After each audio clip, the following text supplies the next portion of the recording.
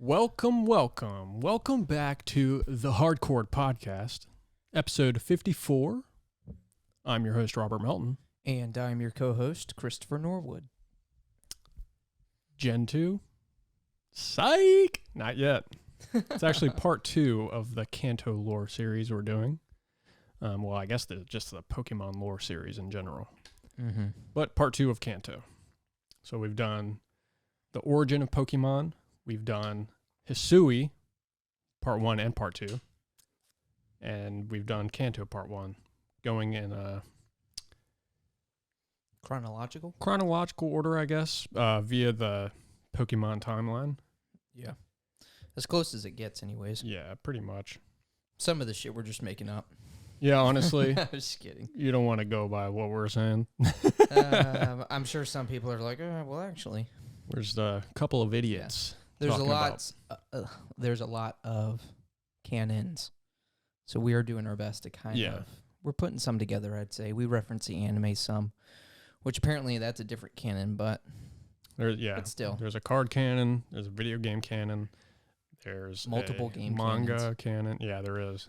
Yeah. So we're just kind of using multiple canons to flesh out the game canon for the most part. Either way, you're getting the story. Yeah, exactly. That's what we're providing for you. Yeah. Take it how you want. Some of it is kind of open interpretation. Yeah. Part of the beauty of it. Exactly. So let's roll this intro. Yeah.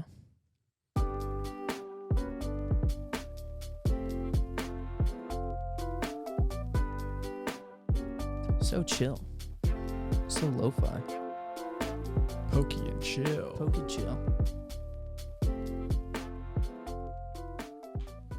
So, in our last episode, we covered the foundation of the Gen 1 games within the Kanto region, from the main cast of characters and opponents to the driving purpose behind this generation's story, discussing elements that are scattered throughout all Pokemon games to some extent.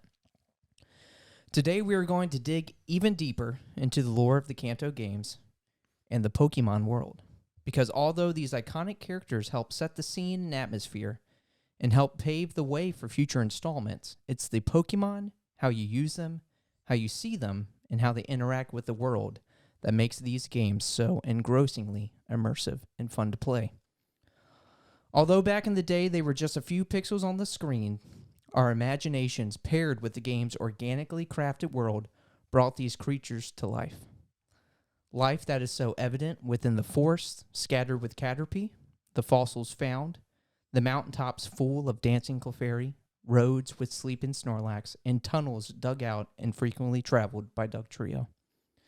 In addition to this, we will also cover the legends of this land and many Pokemon still shrouded in mystery. So let's dig in. Let's dig lit. Let's dig lit in. So one quick thing I wanted to mention, I didn't go into this deeply, but I wanted to mention Verdine Forest. So that's an early area in game. I just wanted to mention that in the anime, this is where Ash catches his very first Pokemon. So obviously he has Pikachu, but he catches his first Pokemon. Do you know what that Pokemon is? Think back. What is the first Pokemon? Caterpie? It is Caterpie. Oh, I thought this was a trick question. No. Okay, no. yeah. He catches his first Pokemon in the Verdine Forest, which is Caterpie, which eventually evolves into Butterfly. Butterfree, one of my favorites, but... And then he fucking gives it away. Bye. But Butterfree being such an iconic Pokemon. Free. Yeah, he lets it free. And the Butterfree goes with the... Pink one. The pink one, which is still a mystery to this day. Yeah, that's like not the shiny. Maybe it's an albino. Pretty much, but you would think that's what the shiny is, since they're so rare. But obviously they're out there. But what is this pink Butterfree? I don't know, man. The anime canon's trash. Yeah, there was a lot of weird, just unexplainable Pokemon throughout the anime. I think you had a Crystal Onyx. Dude, that should have been a thing. I mean, yeah, that would have been sick. But what is Crystal make that Onyx? a variant? I know. Put that in game. Yeah. That's not a ROM hack. You know? Exactly, yeah. I'm sure it's in multiple ROM hacks, but Oh, it's yeah, definitely. give us an explanation. Like that would be pretty cool because the pink Butterfree was pretty dope. Yeah. But other than Viridian Forest, another early area that we get to explore is Mount Moon. So Mount Moon is a mountain located in northern Kanto between Pewter City in the west and Cerulean City in the east. Climbing here does not seem to be possible, so to get past it, one needs to travel through the system of caves located within. Mount Moon is known for being one of the few places where wild Clefairy can be found. For Clefairy and Clefable long for the full moon and dance here in its glory, as it is said that they are originally from the moon. Did you know that? Yeah. Pretty interesting. I had just recently learned that. Extraterrestrials. As shown in the anime, Clefairy have been explicitly stated to have come from the moon and are seen piloting alien spacecrafts at various reoccurring instances. I definitely didn't know that. In Clefairy and the Moonstone, that's an episode title, a group of Clefairy gather moonstones together to form a circuit, which they dance around in an attempt to ascend to the stars. Because whether you know this or not, Clefairy and Clefable, what they have on their backs are actually wings. Mm-hmm. So Mount Moon is also popular for its frequent meteor falls because the shards of these meteorites that fall here become moonstones, which explains the mountain's name. For a mountain full of caves, many trainers seem to hang around, so one could assume that it's a hangout spot for locals. Even Pewter City's finest, Brock, enjoys digging here for fossils in his spare time. Hell yeah. So I'm curious, I know there's like a running theory that Gengar is Clefable's like shadow. Yeah. You know, how they have the same shape and stuff. Exactly. Yeah. How does that play into the whole space thing? Yeah, I don't know. Like I wish they would have went more into that in like the Pokédex entry for Gengar. I wish that would have been like legit because you could have easily done it and you see it as we're going to get into. But like it could have said something along the lines of like Gengar is a Clefable that was possessed by evil spirits or something. Yeah. I mean, which would make sense because Gengar is like the most ghost Pokemon that we have, really. Oh yeah, well, especially in Gen 1 because that whole line are the only ghost type Pokemon. Yeah, that's true. As we discussed in our previous episode. Yeah, and I know people think like Voltorb is literally just like a Pokeball. Mm-hmm. But I mean, obviously, well, I don't know because in Hisui the variant is okay, this is interesting. So there's like speculation that Voltorb is just a Ghastly. Oh, really? That took over a Pokeball, yeah. And it does kind of make sense in a way because it has the eyes and everything. Maybe Haunter is the Electrode once it evolves, but it doesn't go anywhere after that. So wouldn't the like Hisuian Voltorb lore kind of like contradict that? I mean, yeah. A little bit? It Because Voltorb used to be like a kind of like a happy-go-lucky until the residents Pokemon. would always fuck with them, and then it got angry, and that's why they explode all the time. And then it evolved into what we know now as Voltorb, the kind of angry. I like that theory better.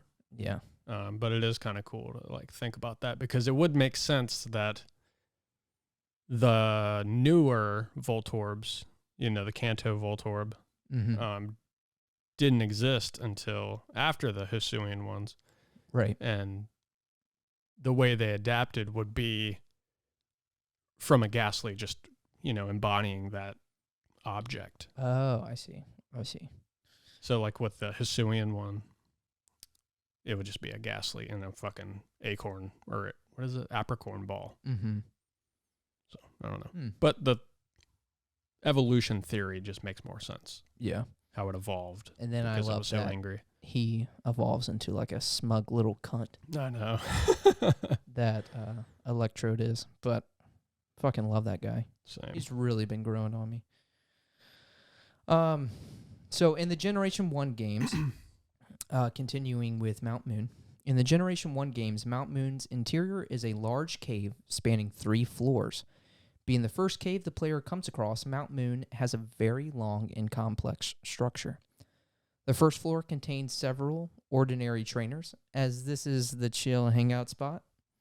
Do a little bit of herb, you know what I'm saying? Hell yeah, dude. Smoking on that oddish. Oh, yeah, that's true. While the basement floor contains members of Team Rocket who are trying to steal fossils from Mount Moon to market them for money. On the player's way out to Cerulean City, the player will find 2 fossils, the Dome Fossil and the Helix Fossil. I'm trying to get that dome fossil, you know what I mean? Yeah. The Dome Fossil and the Helix Fossil that a super nerd claims to have found first. After being defeated in battle, the super nerd lets the player choose one of the fossils while he will take the other one. In Pokemon Yellow, after the player obtains one of the fossils, Jesse and James will appear for the first time and battle the player. However, they are not referred to as such in-game, sharing their trainer class with that of ordinary Team Rocket grunts. So that's pretty cool that that Pokemon Yellow kind of adds that, because that somewhat follows. I don't even know if I'd say it somewhat follows the anime, but it just kind of adds in those like references from the anime. No, I think Pokemon Yellow fucking nailed it with like an anime adaptation for a game. Oh yeah. Like honestly, it's next to Dragon Ball Z. That might be like the most like fleshed out anime adaptation for a video game. Yeah. Because I mean, you're pretty much going through the entire anime. I mean, not in specific, you know. Right. But you're still playing as Red, right? Like, do they make the character? I think it's character's name Ash in Yellow. Actually, I believe if in the character selection, I believe Ash is one of the available names. It doesn't default, but there's like 3 names you can choose from or make your own name. Oh, and I want to say Ash might be one of those. I could be very wrong, though. Yeah. Oh, that would be pretty cool. So with us bringing up fossils, let's talk about the fossil type Pokemon. And in this game, we have, I guess technically you have like 5, but I'm just going to go with 3.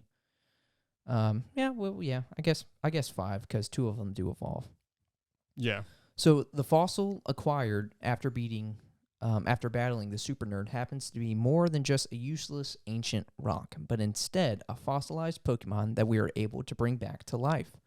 Depending on the fossil you choose, you will either bring back an Ammonite using the Helix fossil or a Kabuto using the Dome fossil. Ammonite is based on a shelled cephalopod called an Ammonite and evolves into Omastar, where Kabuto is based off a horseshoe crab and evolves into Kabutops, with both fossil Pokemon being rock and water type. Aerodactyl is the third and final fossil type Pokemon in Gen 1, and the player is able to acquire, and can be done by getting the old Amber from the Pewter City Gym. That's not right. Pewter City Museum. And taking it to the lab on Cinnabar Island. Aerodactyl is a rock and flying type and is a pterodactyl-inspired Pokemon. Almost said pterodactyl. Pterodactyl-inspired Pokemon. So let's dig into why these Pokemon went extinct and a little bit more on them. So Ammonite, again, you get the Ammonite if you choose the Helix fossil. Ammonites existed roughly 2 billion years ago. Helix fossils have bite marks from Archeops, signifying that Ammonite had at least one predator hunting in the ocean. The main cause of this Pokemon's extinction is closely tied to its evolution, Omastar. Omastar's shell is much heavier, and while this protected it from many predators, the shell also made it more difficult to move. Its lack of mobility kept it from hunting properly and inevitably led to its downfall. So Kabuto. So again, Ammonite existed roughly 2 billion years ago. Kabuto existed 300 million years ago and underwent absolutely no evolutionary change. This unwillingness to adapt spells doom for most creatures in an ever-changing world. Kabutops, however, was in the process of undergoing these necessary changes. Since its prey adapted to life on land, Kabutops had to change as well, showing small changes in its gills and legs. However, it did not adapt quickly enough, leading to its extinction. Aerodactyl, on the other hand, was known as the king of the skies during the prehistoric age. Its megaform, which is really ugly, is considered by some researchers to be its original appearance, with the winged beast sporting rocks on its body with the strength of diamonds. Aerodactyl went extinct from a meteor that crashed into the planet. Despite Aerodactyl's sheer strength, there are some things that even it can't withstand. So what's cool about, we were talking about how Brock, one of his hobbies is just to go to Mount Moon and dig for fossils. Yeah. I thought this was a neat little fact. So throughout the Pokemon games that Brock appears in, within his Pokemon party, we see a common trend of Onyx, as we discussed in the last episode. Again, what that was in every single Pokemon party in the games that he shows up in, Onyx is in his party, except for one time, that being Pokemon Stadium 2, where it's not Onyx, but it's a Steelix. Steelix, that being the only time you see Steelix in his party. But within the Pokemon party, we see a common trend of Onyx. But tied for being the second most common are both Kabutops and Ammonite. And I believe they each showed up like 6 or 7 times within those games. So this further shows just how much Brock loves digging for fossils. That's really cool. Yeah, that is super cool. So with that being said, we usually get, I think it was Gen 2 that we didn't get new fossil-type Pokemon. I think that was like the only gen we didn't get fossil-type Pokemon. I never realized that, but I think you might be right. Yeah, so with that being said, every other gen, we get at least like 1 or 2 fossil-type Pokemons. What would you say is your favorite fossil-type? If you had to choose one. Let's look at the list here. Well, I guess fact check that. Yeah. Because I could be wrong. No new fossils were introduced in Gold, Silver, and Crystal. How about that? I was right. Interesting. It's almost as if you did some research on it. What? 16 pages, what? All right, so... I guess, do you want to go through them all, or you just want to choose your favorite? Well, because obviously we're going to list if I'm going to actually, like... Yeah, that's fair. So there's quite a bit. People be sleeping on that Auroras. I think my favorite, it's either got to be Kabutops or Tyrantrum. No, fuck kidding. No. Ew. I know yours is obviously Bastiodon. Oh, hell yeah. I know you love that fucker. Yeah, I know. I love that little castle shield face. Yeah. And it was Legends Arceus where I really fell in love with him. I know, right? I was like, damn, he's just... You're like 3 games too late. He got that septum piercing. He's just kind of cute. Something about him. He really does. I like him. Well, I think it's like a bridge. And he, yeah, probably. But I don't know. His design is just so sick. Again, with his face being like mimicking the look of like a castle and a shield. That's just so cool. And something about him is just cute. Don't you agree? Don't you agree? I do agree. So, all right, you said either Kabutops or Tyrantrum? Yeah. Oh, okay, that's solid. That's solid. Yeah, I got to give it to maybe Tyrantrum. Not Relicanth? Well, he's technically is like... Well, I don't even know if he was like ever a fossil. He was just... he's just very old. Like he's existed for probably the longest of any Pokemon. Yeah. I want to say that's lore accurate, but could be wrong. But yeah. But I fucking love Tyrantrum. I don't know. I love any like kaiju-based Pokemon. Mm-hmm. Like Tyranitar, Charizard. Right. I mean, anything that's got like... I mean, I am a reptile lover. Anything after that's all. Legendary or just big and powerful. Let's see. You got Kyurem. Yeah. Yes, and exactly. I think that's where my love for that comes from, is just like, I don't know, reptiles. I love reptiles. Right. So a lot of them are like that type. Yeah. And as a kid, like, Gen 1, Gen 2, especially Gen 2 with like Tyranitar. It's like, whoa, this guy's so fucking cool. Yeah, He he can is. kill anything. Yeah. Um, But yeah, yours is obviously Bastodon. Do you have like a second favorite? I would probably have to say, looking at the list, and it's not like I really, really like this Pokemon, but I love the design of Amora and Aurorus. Probably Interesting. Aurorus. Aurorus for sure. Amora's Yeah. kind of eh. I Yeah. just love that. Like, what is that style of dinosaur with like the long neck, like the Land Before Time? Fuck, I'm blanking on it right now. But I love that design when Pokemon like have that influence, like Meganium. Yeah. Love Meganium. Well, shit, you're gonna really love Raikou. Dude, I do. I do. I seriously do. People have been I like shitting on the new Paldean, like Paradox, whatever. Yeah, I hate the Raikou, standard and form. I love it. I hate the standard I form, love but I love the like uplifted clouds. Yeah, Now that's cool. I do. I like what they did there. Yeah.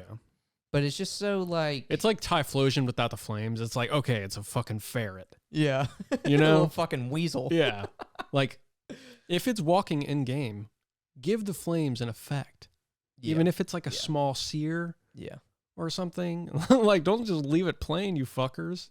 Well, they did them wrong when they introduced like the 3D aspect to it. Yeah. Because you always see them, in game as the sprites, it's always out. Exactly. But when they added, I think it was X and Y especially. That's when the game really got 3D because that was the first Pokemon game on the 3DS. Yeah. And that's where you just mainly seen him as like a little weasel, little ferret. The fucked up part is like, even in battle, it's not there until he attacks. Oh, really? Yeah. I'm like, come on. Oh, You gotta be charging up something. Oh, yeah. But yeah. Anyway, that's my my rant. But yeah, no. Raikou, love the new Raikou. I love how like derpy he looks. Yeah. I'm really excited to see shit. that Entei. I know, seriously. Like, what are they gonna do with it?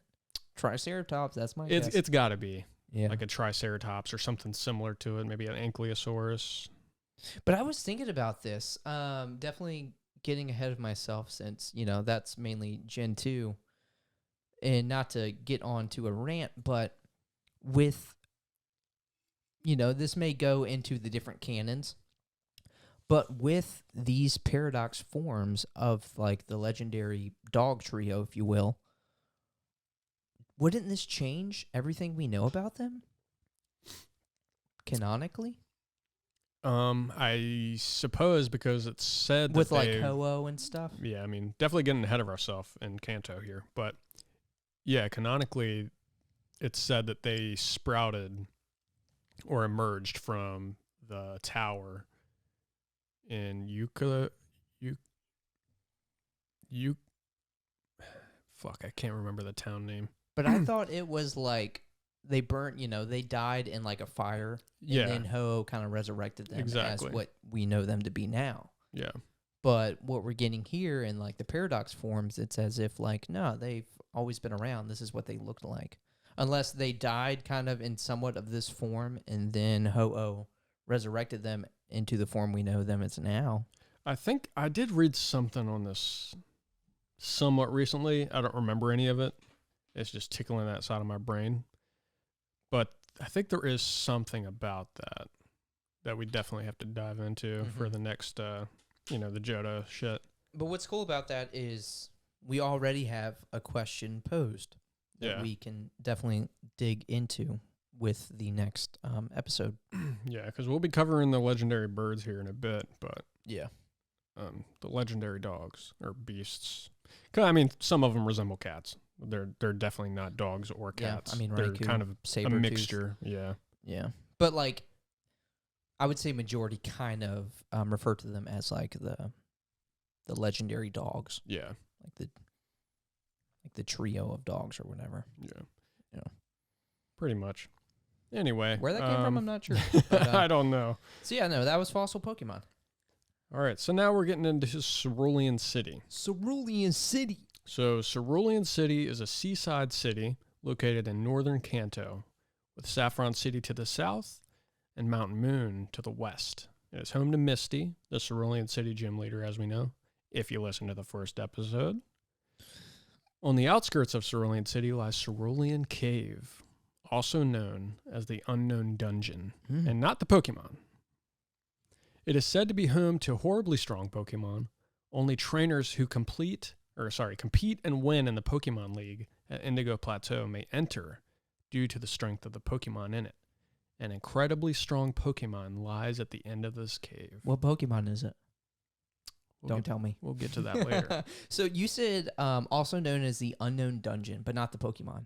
Is a Pokemon referred to as that? No, not the Pokemon Unknown is what I meant. Oh. You know? Oh, okay. I was like, wait, there's a Pokemon referred to as the Unknown Dungeon? Yeah. What is this It's Pokemon? the Unknown Dungeon, but unknown with a K. Yes. Okay, yeah. Because unknown, the Pokemon is spelled UNOWN. Yeah, because whoever was like, I don't know what that Pokemon is. It's just unknown. Yeah. They were like, hey, yeah, let's go with that. that guy didn't win spelling bees. Let's take the K out. I mean, we got a Pokemon. Yeah. We got 27 different ones, by the way. And let's try, and as we go through this, let's kind of try and tie it back to like our first episode. So we've already beat Brock, you know, because we're not covering every single location, you know. Yeah. But we've been to the Pewter City. We got our Boulder badge. Got the Boulder badge. And now we've made it to Cerulean City. We beat Misty. We got the Cascade badge. Right. So, one very important figure you'll find journeying in Cerulean City's outskirts is a man named Bill. Bill is none other than the inventor of the Pokemon storage system. Bill is a skilled Pokemon researcher and computer scientist who is credited with the creation of the Pokemon storage system, also known as Bill's PC. Bill's PC Master Race. Facts.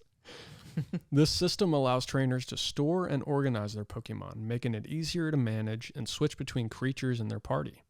The Pokemon storage system is an essential tool in the games, and trainers frequently use it to store and withdraw Pokemon. By the way, that shit sucked in Gen 1.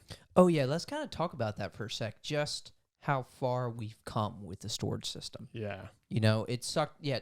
Tell us about how it kind of worked. You probably have a better memory of how it worked in Gen 1. In Gen 1, it was fucking awful. The UI was kind of wonky, but you would have to, like, open the PC, click your Pokemon, put your Pokemon in the PC, go back to the PC, find the Pokemon you want to withdraw, click that, withdraw the Pokemon. There was like no switching. You had to like access the menu a bunch of times. One by one. Yeah. In Gen 2, though, there was a really cool dupe glitch that I used a fuck ton. Oh, nice. We'll Yeah, definitely you could get like, into that. you could like fucking put a Pokemon in, and as it's like saving, because that game has to fucking save for some reason. Mm-hmm. I do recall As that. you're saving, you shut the fucking Game Boy off, put it back on, and it duplicates the Pokemon. So I was running around with like 6 Quillavas at my party.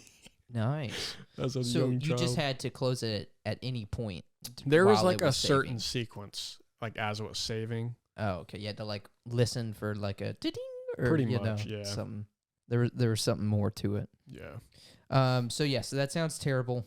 We've come a long way now.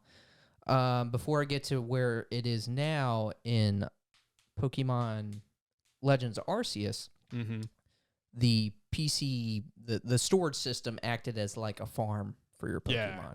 So obviously when you would just kind of catch more than the 6 that you could carry, it would just kind of automatically go to the farm, but you would have to go to the farm to access it. But where we are now in Scarlet and Violet's really cool because you pretty much have this PC storage system on you at all times. Yep. You just hit pause and you just go to your box and switch it out then and there. Very convenient. So we've come a long way with Bill's PC. Not only that, but now we have the internet. Like you could put fucking Pokemon in Pokemon Bank. And what's the new one? Pokemon, or it is Pokemon Bank, right? No, that's the 3DS one. Pokemon Home? Pokemon Home. Oh, yeah, okay, that's the newest one. Because Bank is the one that's inevitably going to kind of get the servers. Will that was for like the shut 3DS. down. Yeah. So again, So yeah, fucking Bill invented that. Incredible. and what's cool is I think you can even do it now if you have all the cables and consoles, but you can have a Pokemon from the original games and like one by one transfer them to like the next game leading up to Scarlet and Violet. Yeah. I mean, again, you have to have a lot yes, it's to do that. a lengthy process, but it is possible and you are rewarded for it. Like your Pokemon will have like ribbons saying like really? what games it came from and shit. Yeah. So again, Viridian Forest, you catch a Caterpie, you can bring it to, well, I can't remember if like you can get Butterfree in Scarlet and Violet, but either way, if you can have your Caterpie from Pokemon Yellow Yeah. and play with it in, Pokemon Scarlet and Violet. Which is pretty sick. That is pretty cool. Again, lengthy process. Most people will not be able to do that Yeah. without multiple consoles and Like- cables and shit, but like it's cool. Yeah, I would love to have like had like my Pokemon Red copy and maybe had like, my Charizard from when I was 5 Exactly. and play that and have that to this day. Yes. Like on every journey. Oh, absolutely. And it's probably rare, but I'm sure there's people out there are. that have like all their Pokemon. Yeah, I'm in like a few Facebook Pokemon groups and I see from time to time somebody will post something like that. That is And it's so fucking cool. awesome. It's like, hey, this is my original Charizard Yeah. from Pokemon Blue that I beat the Elite Four with. Imagine your game corrupts or you're like, because you know how the Switch doesn't do cloud files for Pokemon games? Yeah. Like imagine if that game just gets erased. Kill myself. Yeah. 25 years of progress. Oh my gosh. 25 years nightmare. of that friendship with that Pokemon gone. Yeah. That is genuinely sad. it really is. All right, so back to Billy.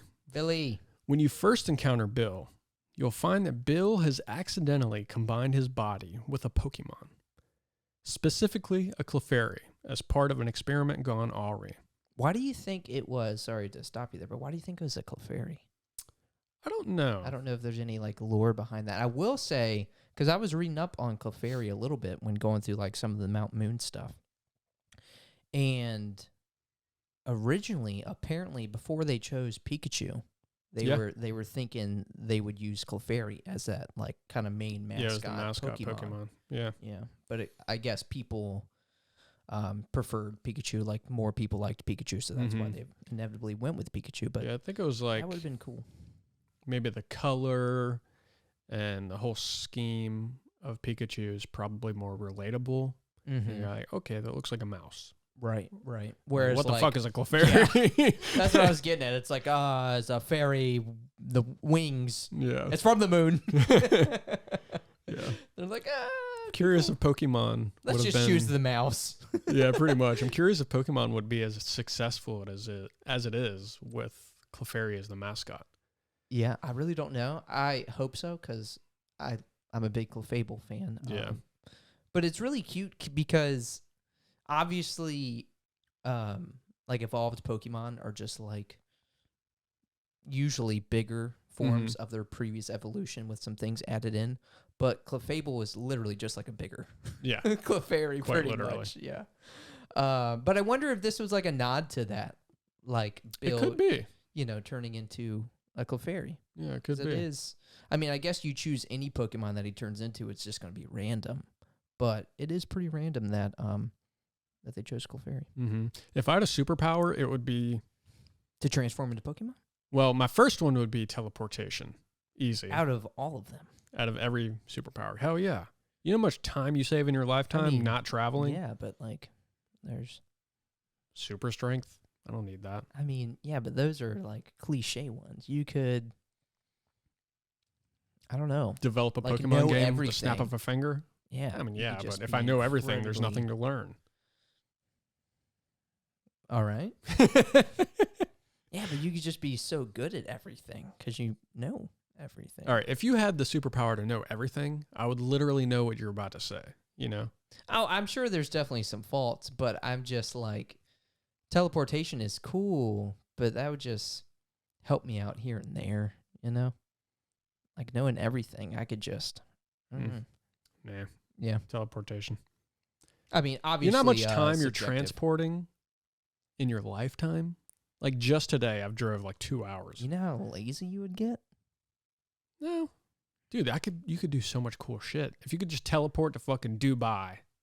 I mean, Vacation I agree. instantly. There's some sick You could stuff. vacation right after work. Just And I don't boom. even know if like knowing everything would be like the one I choose. That's just what came to mind Yeah. first. I would really have to think about it, but I feel like I could easily think of something cool. I mean, than I'm sure I could teleportation. too, but Yeah. Either way, teleportation's cool. yeah. I'm All just shitting on you a little bit. But my second one, here's an interesting one. To know what would happen, like have like a superpower of like the butterfly effect. So put Clefairy in that mascot position and see now how well Pokemon is doing with everything else unchanged besides Clefairy being that mascot. You could be able to do that and so much more if you had the superpower to just know everything. Like I stated. You got a point. You got a point there. I gotcha. I gotcha. All right. So, specifically, Clefairy is part of an experiment gone awry. Red must help him return to his human form by using his teleportation system. Teleportation. After helping Bill return to his human form, he gifts you a ticket to board the SS Anne, which is a cruise line where you face blue once more and where you acquire HM Cut. Bill's expertise in Pokemon research and technology goes beyond the storage system, though, as he is involved in numerous projects and research efforts, including the study of Pokemon habitats, migrations, and behavior. His knowledge and dedication to the Pokemon world contribute to the overall lore of the games. While Pokemon has spawned some dark fan theories over the years, some of the game's official lore on the topic of human to Pokemon transformation can be quite disturbing. This is especially true when exploring the lore surrounding ghost types. Here are a few Pokemon that, according to the games, have a human origin. While not in the games, the Pokemon anime shows Ash transforming into a Pikachu as an unexpected consequence of a witch's spell. However, both of these incidents are temporary and easily resolved. The lore surrounding the Pokemon Kadabra, by comparison, is a more lasting situation. According to Kadabra's Pokédex entry in Pokemon Fire Red, there once was a psychic child who simply woke up as a Pokemon one day. A number of Pokédex entries in the games identify certain ghost types as having originally been people. Multiple games in the series state that Phantump is the result of spirits possessing tree stumps, specifically the spirits of children who perish in forests. Kind of interesting because like Japan has the suicide forest. Right. Maybe some influence here. Yeah. Another example is Frostlass, which is said to be the ghost of a woman who met her end on a snowy mountain and was reborn as a Pokemon. Love Frostlass. How many fucking people are dying in a damn mountain, though? How many women specifically? I mean, you don't see Frostlass all that often. That is true. The description of the Pokemon Yamask being formerly human, however, is especially eerie. Many Pokemon entries in the series make reference to how Yamask is the risen spirit of a deceased person, and that the mask they carry represents their previous face. Unnervingly, the games state that this Pokemon even keeps its human memories. Interesting, because I feel like most Yamask's faces look the same. Yeah. I'm sure I'm sure if you were in the Pokemon world, you could tell the difference between your Pikachu and somebody else's. Yeah, that is true. Same with like dogs or So, any other animal, really. I think about that Pokédex entry for Frostlass, because in the game, obviously, you're having the choice to evolve to it evolve or into a not. Glalie or a Frostlass. That's true. So some bitch is just hiking, and then when you evolve, she's just like, ah! And it's just Some like Frostlass. Thanos shit. Yeah. Oh, Gosh. that's hilarious. So, yep, we're done with Cerulean City. Misty's Beat. Is there any other like creepy like Pokédex entries you can kind of think of offhand? Well, there's the one with Drifloon, obviously, taking away the children, lifting children into the sky and That dropping one. them. Oh my gosh. Yeah. I don't remember the dropping part. I mean, part of it? where else would they go? Yeah. They just safely land him back. Yeah. Like, you thought I was cruel. Yeah. There's the one. What was the one that you had brought up a while back? There was like a ghost type. Yeah, it's the Like mischievous or something? no, it's the other one. The one that has like the witch hat. Oh, yeah. What the fuck That's is like that? similar to mischievous. Hmm. Or Miss. No, it's not Miss Magius. What is It's that not? Pokemon called? Mischievous? Hold on. Maybe I'm thinking of which one is mischievous. Oh. Yeah, that first one. Oh, Hatterene. Hatterene, yes. Miss Magius. Yeah, Hatterene apparently is like a witch type Pokemon that like lives in the woods, but if like you if you go in the woods and cause chaos, like she'll like come and kill you or some shit like that. Yeesh. And that claw, that's like that acts as like Oh, yeah. Okay, Like a so weapon. it says, if you're too loud around it, you risk being torn apart by Yeah. the claws on its tentacle. that sounds much worse. Yeah. But that's what I was getting at. Yeah. Either way, I mean that's pretty much death. Yeah. Torn apart. Yeah. You dead. And that's a cute Pokemon. You never Forest expect Witch. that. Yeah, that's a really cool design. I love that Pokemon. But I mean, if you just go through the dex entries in Pokemon, there are some morbid ass shit in there. There's some really dark ones. Like I Like was specifically like one of the Marowak ones, which we'll get to Marowak in a bit. But it just says dead. Or the sorry, Pokédex it's entry? it's for it's for Cubone, not Marowak, but it says it wears the skull of its dead mother. dead mother. Yeah. But it's specifically dead. Like that's just a morbid word to put into a fucking rated E for Yeah. everyone Pokemon Which game. again, we will get more into, but like this isn't necessarily like the all innocent game it's cracked up to be. I mean, it's quite literally enslaving animals to fight for you. Yeah. Yeah. Yeah. I mean that's And I definitely mean, one that's best perspective. case scenario, because if you're Team Rocket, you're fucking... Which I think they get into that the whole morality there in Pokemon Black and White with Yeah. like the character N, for Mhm. example. I think Yeah. he's just so like against it, and that's why he's almost seen as like I think he's like seen as like one of the antagonists, but he's like actually a good guy. But then he eventually realizes from the main character, like, hey, your Pokemon love you. Like, they don't mind doing this. You're not like necessarily enslaving them. Yeah, I think that is like one of the more, I guess, fan favorite stories is Black and White and Black and White 2. Yeah, it makes sense since that was like the only one that really got a sequel. Yeah, And for whatever reason is like when we hopped off for a little while. I know, right? Definitely need to play those at some point, which We could better get this fucking possibly remake. be getting a remake Yeah, next year. We're getting something apparently next year. yeah, for sure. You know, I wouldn't be mad if they're like, hey, y'all were all wrong. You're getting a new Pokemon Snap. I would be like, I'd be I'm upset. not mad. I'd be upset. I would not.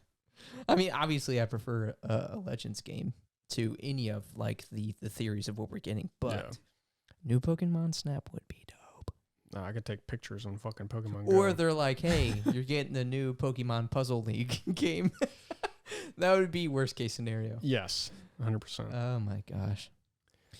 All right. All right, so Celadon City. Celadon. Celadon City is located in central Kanto. Yo, Celadon. That sounds like a It does. Pokemon. It is What the a- most, what? Celadon. There's a Pokemon that has like a similar name. It's the ice one. The newest one. The what the fuck is that one called? The whale, the land whale. Oh, that's Titan. That's not what I'm thinking of. Oh, though. okay. Celadon. It'll come to me at some point. But I don't know. Titan is sweet. Yeah. Sorry, I didn't mean to interrupt. No worries. It's my brain. It's not working. Celadon City is the most populous city in Kanto and the 8th most populous in the Pokemon world, surpassing even Saffron City in the east. Celadon financially has the most to offer and is the main place to spend money in Kanto, with majority of that being through the Celadon department store and the Celadon Game Corner. It is the home of the Celadon condominiums, where residents in the city live, and the Celadon Hotel, where visitors can rest. Celadon is also home to Erica, the city's gym leader. In the Pokemon Generation 1 games and in Pokemon Fire Red and Leaf Green, the player can find a Pokeball containing an Eevee here in the Celadon condominiums, otherwise known as the Celadon Mansion. Game Freak has an office in this building where the player can receive a diploma from the lead developer if they have completed their Pokédex.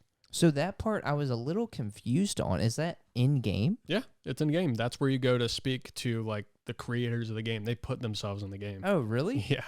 Damn. Yeah. That is so cool. It's very interesting. It's like, hey, Chris, it's like breaks the fourth wall. Like, I see you're playing our game now. Yeah. They speak to you in real time. So, again, trying to, like, tie back to the first episode as much as we can, is this that point where you're able to kind of bridge off and Yes. kind of go to certain gyms? It's not like you have to go to this gym leader and then this gym leader. Once you unlock the, I believe you might have to go to Lavender Town. Do you have to have the Poke Flute first? I believe you need the Something like Poke that. Flute, and you also have to unlock the those intersections between the cities where you have to give the person like the tea or whatever, or the milk, whatever the fuck it is. Mm-hmm. I know there's different types in the different Kanto games, but yeah. So I But once you unlock those paths, there is like you can go to like Celadon, you can go to Fuchsia, and shit like that. So at this point, we already have our. Is it the Thunder Badge? Yes. Okay. Yes. So yeah, And we we didn't have just any new got shit the for Lieutenant Surge. What was this We one? went over him enough. Oh, the Rainbow last Badge. episode. That's so we just got the Rainbow Badge. We just got the Rainbow Badge, but again, we didn't make a note of that city that Lieutenant Surge is at, but we do have the Thunder Badge. Right. Okay. Yeah. Not a lot of good lore in that city. I mean, But the Diglett Cave is there. yeah, we did mention the Diglett Cave, which I just love hitting on those notes of how, like, the Pokemon interact with the world. Like, Mhm. the Diglett Cave is like this cave that people use and traverse, to get from here to there. Yeah. But it was like made by Diglett and Dugtrio. I just think that's cool. Yeah, it is. So we have 4 badges. We sure do. So the Celadon Game Corner. Celadon Game Corner in the southeast of the city is home to Team Rocket, being known as the Rocket Game Corner while under their management, acting also as a base, and the staircase to the Team Rocket hideout is revealed by pressing a switch hidden behind a poster. The hideout is an underground 4-floor deep complex beneath the Celadon Game Corner and acts as a secret base to facilitate and administer their operations. You think they're also doing some gambling too? Oh, fuck yeah. It's a game corner. Aren't you able to win a Porygon here? Yeah, you have to win money because you actually have to play slots in it. But You have to once gamble? Yeah, What is this game? I know. Yeah, you got to gamble. This shit ain't for kids. You know what? If I ever have kids, they ain't playing fucking Pokemon. Yeah, I believe you can get a Vulpix there, Just maybe. A bunch of TMs, and Porygon is like the highest That one. top prize. Yeah. Oh, and a Dratini. I know you can get a Dratini there also. Oh. That's like the easiest way to get a Dratini, other than getting to the end game. Are Or these? Safari Zone, I think, is you could fish for it there. I'm guessing all these like slots and games you can play there are just like chance based games. There's no like skill involved. at all. Probably, yeah. But I think it lets you win most of the time. Oh, okay. So getting to the end of the hideout, you'll This have is to. where people's gambling addiction began. Oh, facts. I could see Ryan like, oh, this I is know. so fun. This is where it all started. Getting to the end of the hideout, you have your first encounter with Team Rocket leader, Giovanni, who will be impressed that you've gotten as far as you did and will ensue battle with you. Upon his defeat, he'll notice that you raise your Pokemon with the utmost care and say that you couldn't fathom what he hopes to accomplish. Before telling you, he's stepping aside for now, hoping to meet you again. You'll find the Sylph Scope in his office, which is an item you'll be needing for the Lavender Town's Pokemon Tower. I can't stop thinking about this gamble addiction. I imagine like Ryan's playing this game and you just kind of like, all right, well, Ryan's out at the moment. Let me see where he's at in game. He has like 200 hours, but Oh only my 4 gym God. badges because he just can't get out of the Well, what would be Celadon funny, game corner. He's like, man, dude, this is fucking addictive, man. I Yeah. got hours in this fucking game corner, man. like originally I had in here the whole bike scenario, But I was like, that's not really lore. It's just like a game thing. The bike, buying the bike in Kanto. Oh yeah, and you get the voucher and stuff. So you can only have, or the bike cost 1 million gold or whatever the currency is in the game. Right. But Zenny. your bag can only carry 999,999. So it's literally impossible. You can't get that bitch. So the only way is to get the bike voucher from the Poke Fan Club president and listen to him talk about his Rapidash. That's all it is. It's funny to picture Ryan like gambling for that. To know that you can never even get it. Dude, it took him 150 hours to figure out he could never get it. Yeah. It's funny because at the time they were probably thinking, we're smarter than everyone. No one's going to glitch this game. Right. Yeah. You're not going to be able to get all this. You got to get the voucher. Little did they know. But that wraps up Celadon. Celadon. Go. Celadon. It still hasn't come to me. Go. Cephalodon. Cephalopod. Maybe that's it. I don't know. Oh, maybe it's like a little bit of that, but also like Duraludon. Maybe it's the Don part that's getting me. Yeah. Duraludon. Yeah. Well, the Celadon, Lodon part. Yeah. Duraludon, Celadon. Agron. All right. Agron. We can make a wrap. So that leads us to Lavender Town. Ding, ding, ding, ding, ding, trigger. Ding. All right, so Lavender Town. Lavender Town is a small town located in northeast Kanto, just south of the Rock Tunnel. This town houses the Lavender Volunteer Pokemon House, which is a shelter for abandoned Pokemon that is ran by the kind and caring Mr. Fuji, who gave up his own residence to turn it into this safe haven. Lavender Town is also known for its ghost sightings at the Pokemon Tower, which is a 7-floor graveyard that holds hundreds of departed Pokemon graves. One haunting in particular seems to be an angry Marowak that Mr. Fuji attempts to go calm down, thinking nothing of the dangers this tower now holds since Team Rocket has taken charge.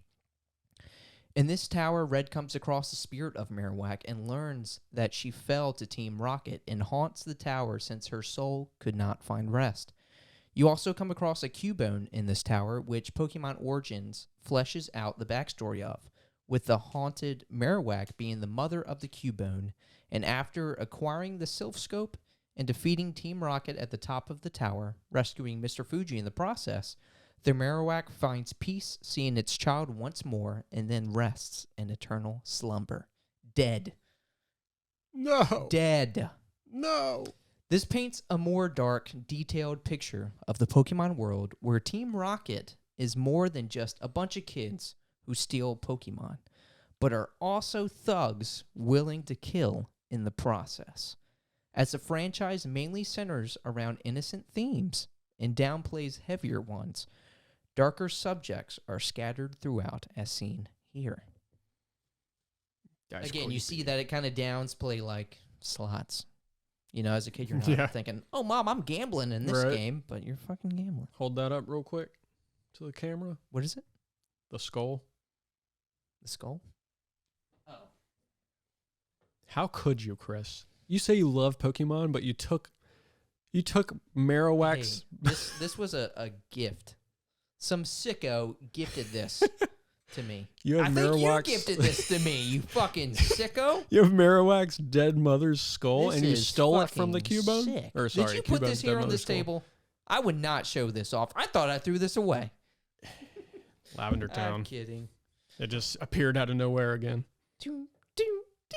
It is pretty cool, though. Yeah. So, yeah, as you had said, I'll go ahead and read this. The Lavender Town Syndrome. That eerie Lavender Town theme that we were just humming in Pokemon Red and Blue became infamous for an urban legend known as the Lavender Town Syndrome. It was rumored that the theme caused mental distress and even suicides, which was, of course, a baseless and creepy myth. Yeah, it was like a creepypasta thing, right? Yeah, if you want to look more into it, there's a decently lengthy creepypasta on it, and it's interesting. I wouldn't say it's like crazy or real or anything, but supposedly it hits like a certain hertz that was like fucking driving kids insane and like killing them somehow. But again, there were like no deaths or suicides. No, nothing was confirmed. Oh, okay. Again, I think it was just a creepypasta. If that was possible, kind of don't you think together. we would use that like in warfare? Like, oh, we got this perfect note that'll just kill 100 people in a fucking 2-mile radius. The military's just playing the Lavender Town theme. Yeah, that would honestly be pretty sick. What is this? The Pokemon War. The Pokemon War. Oh, dude, I'm sure we could find some crazy way to tie this in somehow. I think you have another interesting theory for us. So that I have something to say about. If you pay attention to Blue's team throughout the game, you'll notice that he has Eradicate during the early game, which makes sense. Rattata is one of the first Pokemon you can catch and one of the earliest to evolve. It's an easy fit for any party. If you're especially attentive, you'll notice that your rematch in Lavender Town's tower will feature one missing Pokemon with Blue, his Eradicate, which makes sense considering you killed it. While it isn't explicitly stated, it is quite telling that the first Pokemon you fight is Eradicateless Blue. He's in a tower dedicated to mourning deceased Pokemon. Considering you're also the only person in the game who can consistently defeat Blue, you're the only reason why any of Blue's Pokemon would die. So what's your retort? Well, first off, what do you think about this theory? Do you believe this to be true? Do you think it's interesting? Well, until researching, this episode, I had never even heard of this before, never even thought about it. So. Right. Again, it's just people like seeing these things and just like connecting the dots. Yeah. I mean, I'd like to think it was true. There's just nothing. You would like to think it was true? Yeah, I think it's cool. That the Raticate died? That Red, our hero? I mean, obviously, we take care of our Pokemon. They would never die. Red is a god among trainers. I mean, he is. Now, Blue, he's a piece of shit. He's going to run that Raticate into the ground. He's like, evolve, motherfucker! And then it dies out of exhaustion. I don't know if Red specifically killed it. I think Blue may have killed it out of just being a shitty trainer. Yeah, as his grandfather points out at the end when he beat his ass. So you can go through the game. You can find like his party in each battle. The only thing that I do think is interesting is his party is very consistent, and this is the only change. Mm-hmm. But we were talking, I don't know if it was during the episode or before, previous to the episode, last week's episode, but we were talking about how depending on if you win or lose in Pokemon Yellow, that will depend on which evolution that Blue has, correct? Mm-hmm. So I was trying to find, what if you lose to Blue every time? Like, would he still have the Raticate? I couldn't find any information on it. No, that was the only interchangeable Pokemon. Yeah. Like, it's Eevee, and then it'll evolve based on when you lost the fight. But I just wonder if you won all lose to Blue every time, will he still have the Raticate? Will he not have the Raticate? Because if he doesn't have the Raticate, then that's like, all right, well, it wasn't Red because I didn't beat him not once. Yeah. I mean, I feel like we would have found something if that were the case. But again, there's 151 Pokemon. Like again, his other party is pretty stacked. Like, I feel like it makes sense to change out that Raticate. I mean, I agree, especially the later game. Like, Raticate's going to get destroyed by everything. Yeah. So I personally think it's in his PC, or like you said, he ran that bitch to the ground. Yeah. And that's why he was there at the tower, because he was just like maybe visiting the grave. Yeah, pretty much. But that battle, that takes place in the Pokemon Tower, correct? Mm-hmm. Like, that's the one you're referencing? Yeah. So at this point, we've probably fought him 2 or 3 times, at least. I'm thinking maybe this is like the 3rd battle, 4th battle. Yeah. You fight him a bunch throughout the games. All right. So, moving on to Saffron City. Saffron. No gyms in Lavender Town, unfortunately. No gyms. Weirdly. Just some spooks. Maybe this is where... Do we know where Agatha is from? Maybe she was born in Lavender Town. I'm not entirely sure. No. I don't know. You know, if it's not out there, I'm just going to say she was from Lavender Town. Seems like it for sure. Yeah, she's spooky. So, Saffron City. It is modeled after Japan's capital city of Tokyo and is the largest and one of the busiest cities in Kanto, being famous even in other regions. It is the 10th most populous city in the Pokemon world and one of the only cities in Kanto that has enough visible houses to accommodate its population in the games. There are 2 gyms that dominate the northeastern corner district, the Psychic Gym and the Fighting Dojo, which, as we stated in the previous episode, went against the Psychic Gym, and they had to decide based on that rivalry who would take up the gym position in the Indigo League. Real quick, I meant to say this earlier, but we were talking about Kadabra's origins. Could Sabrina potentially become a Kadabra? You know, Possible. You said it's people with, you know, children with psychic abilities wake up and become Kadabra. Maybe Kadabra turned into a Mewtwo in Pokemon Adventures. That's why he had the spoon. Huh? Oh, I mean, honestly, that wouldn't be the craziest thing that has happened. I mean, true. In Pokemon Adventures, because that manga, in comparison to the anime in games, is wild. Yeah.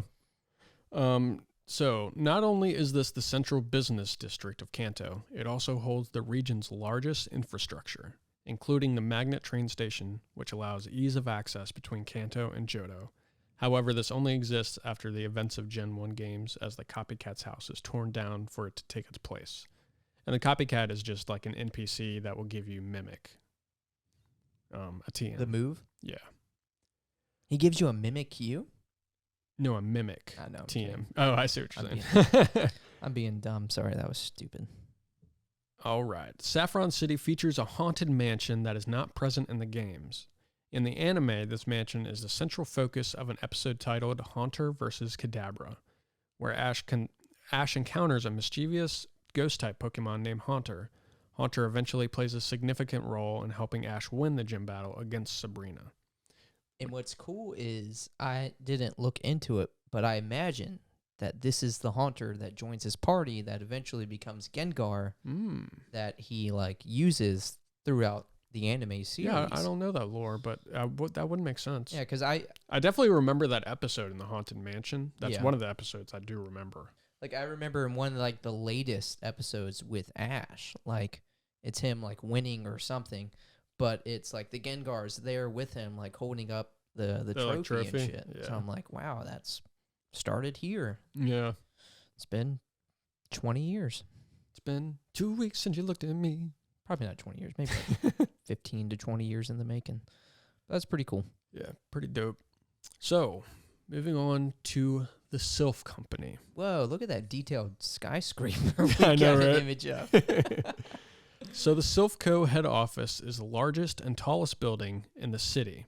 Sylph Co. are the leading manufacturers of Pokemon technology in the world. This company is featured in many versions of the Pokemon franchise. They are the manufacturers of many tools, including the Sylph Scope, a device that allows the user to view spectral entities, the same one that we used in the Lavender Town Tower. Correct. As well as home appliances and a ton of other items. Huh, they made Rotom? Including variations of Pokeballs, potions, restores, repellents, escape ropes, and upgrades used to evolve Porygon, and most TMs. They are also speculated to run the Pokemarts in Kanto as well as in Johto and the Sevi Islands.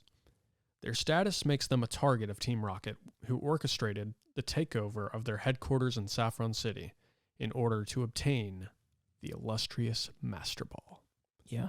Let's definitely make a note of that. Oh, yeah. So Team Rocket had the Sylph Scope, Mm-hmm. and we're after the Master Ball. We'll get more into it later, but let's just mental note. Like, they were after those two things. Obviously, they had the Sylph Scope, but they were after the Master Ball. Yep. Why? So inside the inside the Sylph Company building, you'll find numerous Team Rocket members, defected scientists that seem to have taken Team Rocket's side, and even hostages. One in particular gives you a Lapras for saving them. Before defeating Giovanni for some ungodly reason, Blue is here and decides he wants to battle you. Theory. Once you beat Why is Giovanni, blue here? once you beat Giovanni, he tells you not to forget that all Pokemon exist specifically for Team Rocket. Once Red drives Team Rocket out, the president of Silph Co. gives the player the Master Ball for saving the company, which, if you didn't know, can catch any Pokemon without fail.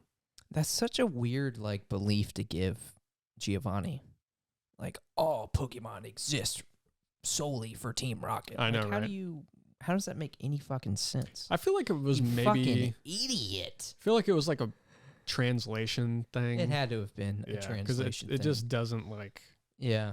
Like, although I immersion. could see Giovanni being like, fuck you, Yeah. I want all the rare Pokemon, blah, blah, blah. Well, I get the whole hey, Pokemon are tools. Yes. I get that, but not like all Pokemon.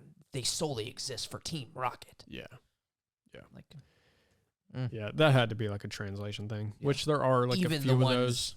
that were alive 3 billion years ago, like Ammonite, they existed for Team Yeah. Rocket. Yeah, there's a bunch of like things like that they redid in like Fire Red and Leaf Green. They just like changed the dialogue a little bit Right. to where it made more sense. Yeah. So I don't know for some reason I put this later, but the Silph Co. head office is an 11-floor skyscraper and effectively a giant maze. In the Generation 1 games and Pokemon Fire Red and Leaf Green, scientist Taylor mentions an international branch of Silph Co. In English, he states that the Titsky branch is the Tixi branch of the company is in Russian no man's land. But in the English version of Pokemon Let's Go Pikachu and Eevee, Taylor instead mentions having been sent off to the Boondocks. Removing the real-life reference in Japanese, the reference to Panaya Tungutsa is kept, but the place is not mentioned to be located in Russia anymore. What are you laughing at? Oh, gosh. So last night I was proofreading all of this, and I got to that part and I left it. Obviously, I wasn't just going to delete it. You did research on it, but I was just wondering, why the fuck did you add this part? Oh, because what it's interesting. is this? Could you decipher that for me? I'm sorry. Maybe it's just So me and I'm dumb, but I didn't get any of that. It's 100% you're dumb. But it basically means that instead of they replaced in Russian no man's land to off to the Boondocks in the later games. Because in the earlier games, obviously Kanto, maybe in Silver and Crystal and Gold, I'm not too sure. We'll get to that at some point in the future. But in the early games, there was references to real life continents, and they wanted to get away from that to create their own world and flesh out their own the Pokemon world. Gotcha. That's why it was saying something about based on Tokyo, Saffron City is based on Tokyo, and there's some translations to that. So that's all that was. It was just they're changing this from being Russia to the Boondocks, just off in a random spot. Yeah. Okay. I just didn't get that. Silph Co.'s branch is not in Russia anymore. It's in the Boondocks. Yeah. Okay. Okay.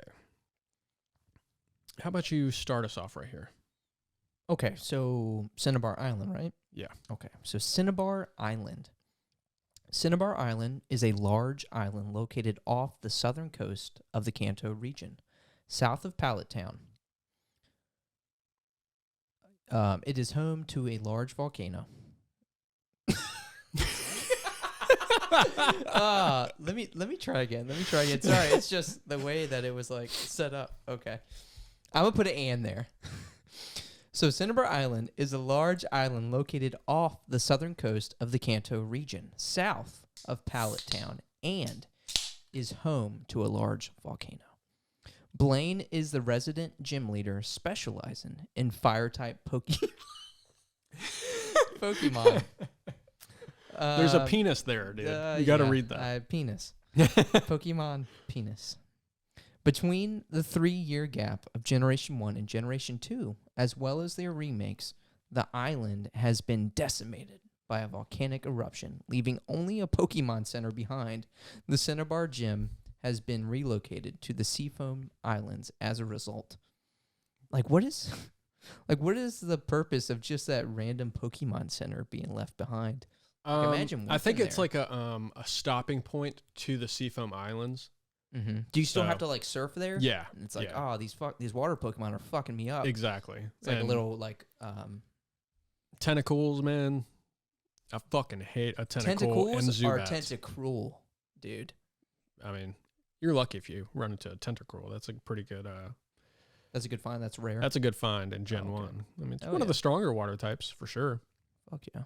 Okay, that makes more sense. But I was just wondering, it's like, man, can you imagine working there? Just like, yeah. I know there's like a at the Seafoam Islands. Okay, it's actually, like a checkpoint I want to area. say, yeah, the reason it's there is because on the other side of the volcano is the Seafoam Island. So there's like a maze you got to go through to get to that other side. So that's definitely like a check mark, checkpoint. Gotcha. So Cinnabar Mansion. The Cinnabar Mansion in Pokemon Generation 1, also known as the Pokemon Mansion, is a significant location filled with mystery. Situated on Cinnabar Island, it serves as a key point of interest in the games. Within its crumbling walls, you'll discover hidden secrets related to Pokemon research, experimentation, and the creation of one of the most iconic Pokemon in the franchise, Mewtwo. We're not mentioning him yet. No, just kidding. Oh no, who's that? Mewtwo, what? The mansion is scattered with diaries and notes that can allude to the research of a brilliant scientist, Dr. Fuji. It is in the depths. Oh yeah, we've heard it a couple times now. Where have I heard that name? It is in the depths of the mansion that players can uncover evidence of failed experiments, genetic manipulation, and the cloning of Mew. Leading to the birth of Mewtwo, a powerful psychic Pokemon. The Cinnabar Mansion's lore adds a layer of intrigue and darkness to the Pokemon world, emphasizing the ethical and moral dilemmas that can arise from scientific curiosity and ambition. Ooh, nicely said. It's not letting me scroll down. Hold on. Here we go. The notes I just mentioned include this, the research notes in the Cinnabar Mansion. Would it be better to list off the left ones? And then you can go over the revised? Yes. Okay. So in red, blue, and yellow, and fire red and leaf green, here are the dex entries. Sorry, the research notes. Diary, July 5th. See, right here. Guyana, South America. A new Pokemon was discovered deep in the jungle. Diary, July 10th. We christened the newly discovered Pokemon, Mew. I think it's just christened. Christened? Diary, February 6th. Mew gave birth. We named the newborn Mewtwo. Diary, September 1. Mewtwo is far too powerful. We have failed to curb its vicious tendencies. So, in Pokemon, Pikachu, Let's Go Pikachu, and Eevee, all of those have been changed to this. So again, this is like a game made over 10 years later. Mm-hmm. You know? When did this come out? 2017, 2018? 2018, maybe I believe, 19. Pikachu and Eevee. Maybe could have been 2019. Oh, so this is 20 years later. Yeah. Okay. Well, to be fair, Fire Red and Leaf Green had the same entries, apparently. According to what I found. Yeah, because they were 04, 05. Yeah. So 20 years later from the originals. 15 to 20 years is safe. Yeah. Either way, a long fucking time. Yes. So the new entries include this. Diary, July 5th. We discovered a new Pokemon deep in the jungle. So they got rid of this whole South America thing. They're trying to get away from all of the real life ties. Exactly, yes. This is a completely separate world. Mm-hmm. And even in the anime and maybe in the games too, there's reference to real animals. Oh, really? And I don't think, like dogs and cats and shit like that. But I don't think they do that anymore. I think it's solely Pokemon. Yeah, I mean, as it should be, because that's what Pokemon are. Yeah. It's just animals Yeah. in the Tools. Pokemon world. Tools for Team Rocket. Yeah. Solely. So, Diary July 10th, rechristened the newly discovered Pokemon Mew. That remains the same. February 6th, we obtained a new Pokemon from Mew. We have named this new Pokemon Mewtwo.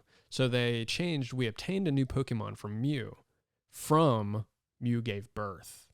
Yes. So they are changing the connotation there, because the first one makes it seem like Mew gave birth, and the baby, they just named it Mewtwo. Mm-hmm. Now, this could have been a translation error also.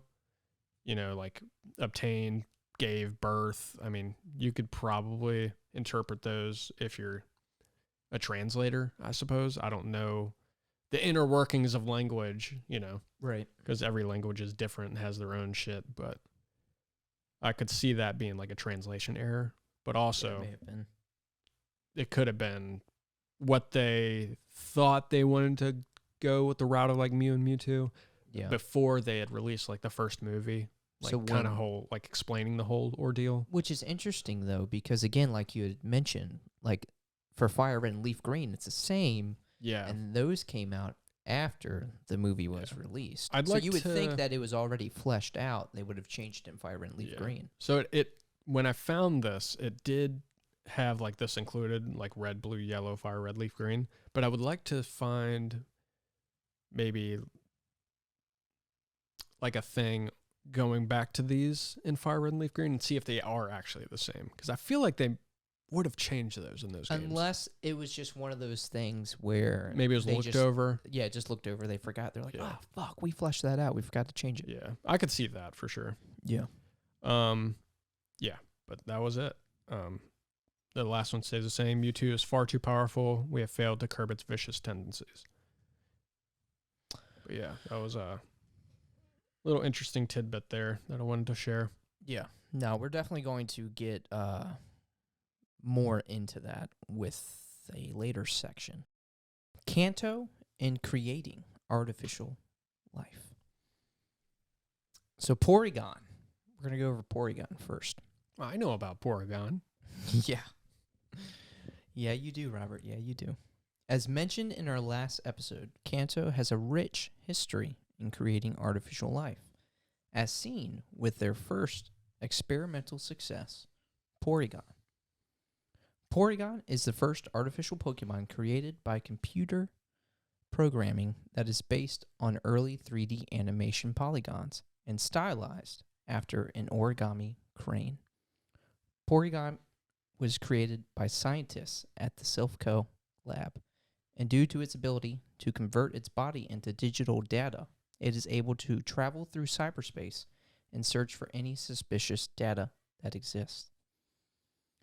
In a 1997 interview with the magazine Famimaga 64, Satoshi Tajiri stated that Porygon was created out of irony.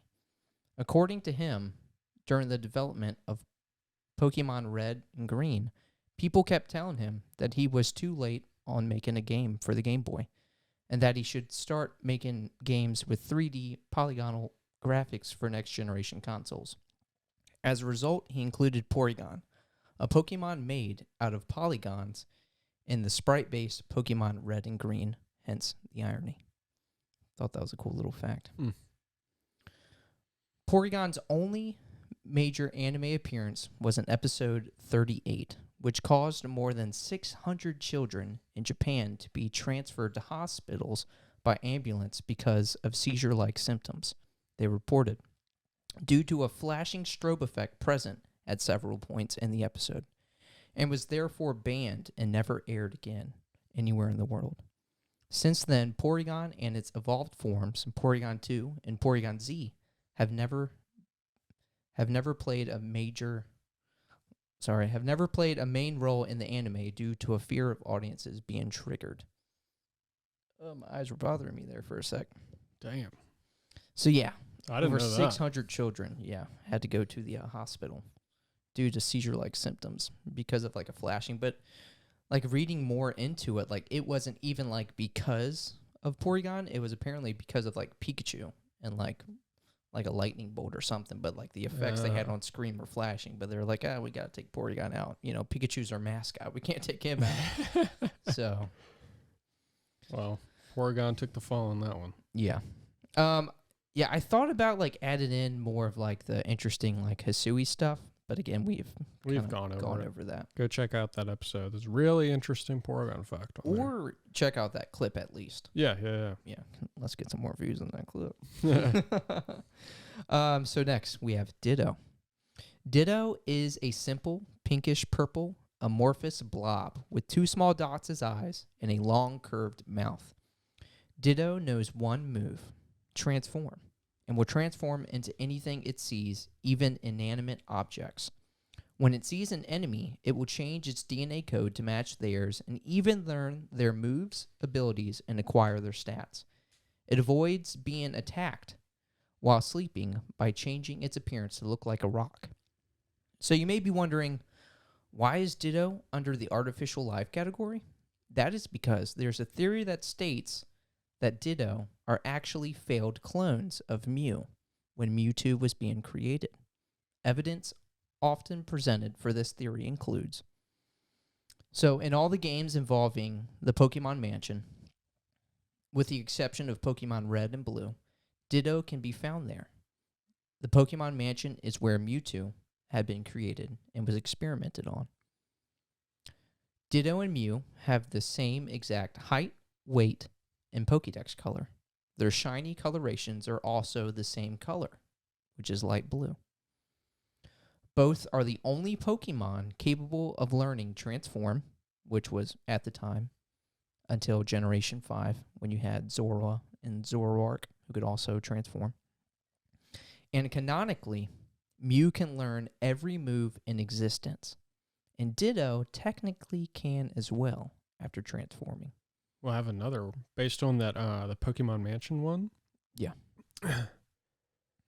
So, Ditto can only be found there after Red and Blue. Well, you know where Ditto can be found? Cerulean Cave. In Pokemon Red and Blue? Oh. So. That is true. Interesting. I wonder why that would be. I don't know. But they're like level 55, 60 in there, and it's crazy. Yeah. Mewtwo was dripping a little something, so it's like going through the cave. I can't control my goo. I've got to unload. So why Ditto doesn't appear in the Pokemon Mansion of the original Red and Blue games, I'm not too sure. Maybe this idea and nod was an afterthought, but based on this information, it's pretty convincing. No, I agree. I've never seen that theory, and oh, really? I'm intrigued. Yeah. Okay, very cool. I thought you knew about that, but also I'm glad you didn't. So, enough about Ditto. How about what Ditto could have been? I'm not gonna lie. This is pretty sick. Yeah, very interesting stuff here. Listen closely. Here we go. So, Mew. Distributed as cartridges and released for the Game Boy, the developers crammed as much as they could onto the small technology.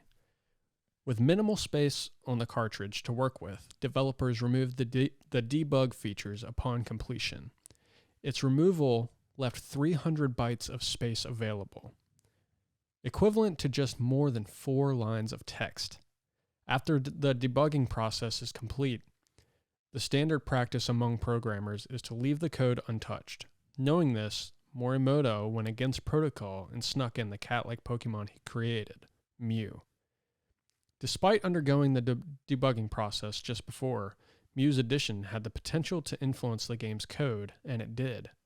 Recounted as a secret and harmless prank, players should never have been able to access Mew. As news of this rare Mew traveled, players kept searching for answers, eager to uncover the truth, and theories on how to find it only multiplied.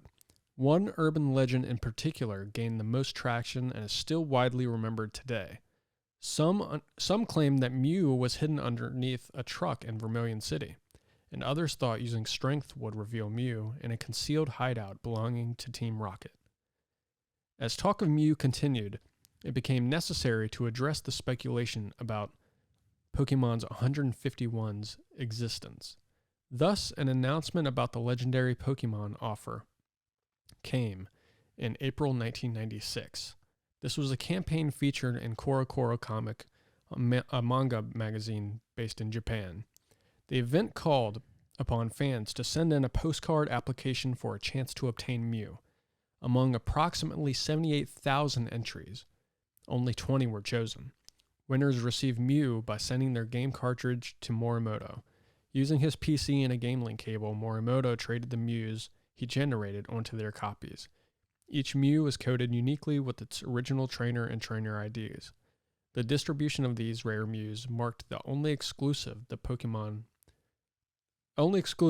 first Pokemon event in history. The unforeseen bug that revealed Mew to players prompted discussion in the community. As fans caught wind of the Mew glitch, there was pressure to address the rumors. With the announcement of the legendary Pokemon offer came a positive correlation in sales. Around this time, Ishihara, Pokemon CEO, explained that weekly sales began to match their previous monthly sales. The sales continued to rise 4 times greater. It wasn't until more than a year and a half after its release that it became the best-selling game in Japan. Due to its success in its home country, Pokemon expanded internationally, and Pokemon Red and Blue were released in 1998. Promotions like the legendary Pokemon offered were held in regions outside Japan to gift lucky players their very own Mew. At some events, players receive a certificate or a sticker on their cartridges with their Mew to ensure its authenticity. Despite Pokemon's vast evolution, developers still remind the community of Mew's preceding impact through Easter eggs in recent games. For example, Pokemon developers planted an invisible lava cookie by the truck that Mew was rumored to be hiding under in Pokemon Fire Red and Leaf Green. Players can find Revive, another Easter egg, by the truck in Pokemon Let's Go Pikachu and Eevee. I thought that was really cool. I wonder what that those Easter eggs reference to, like finding a Revive by that truck. Well, I stated it early in the first paragraph. Like, what's the Revive all about? Well, it's just an item that they put there. Like the lava cookie in Fire Red and Leaf Green is in the same spot that it's the Revive is at in Let's Go Pikachu and Eevee, which is by the truck in Vermilion City. Yeah, well, I remember, people were thinking it had something to do with the truck, but yeah. I guess my mind is seeing the lava cookie and Revive, and I'm trying to piece that together. Like, what does that have to do with Mew? Nothing. It's just a random item, like a useful item. But it's found that it's in place of where Mew would be, there or where it's speculated to be. Yeah. Okay. So they're just like, well, let's just put this here and see if people look for it. Right.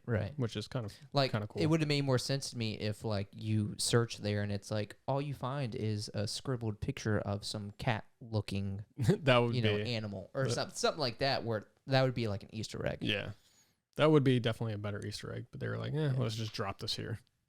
Pretty cool.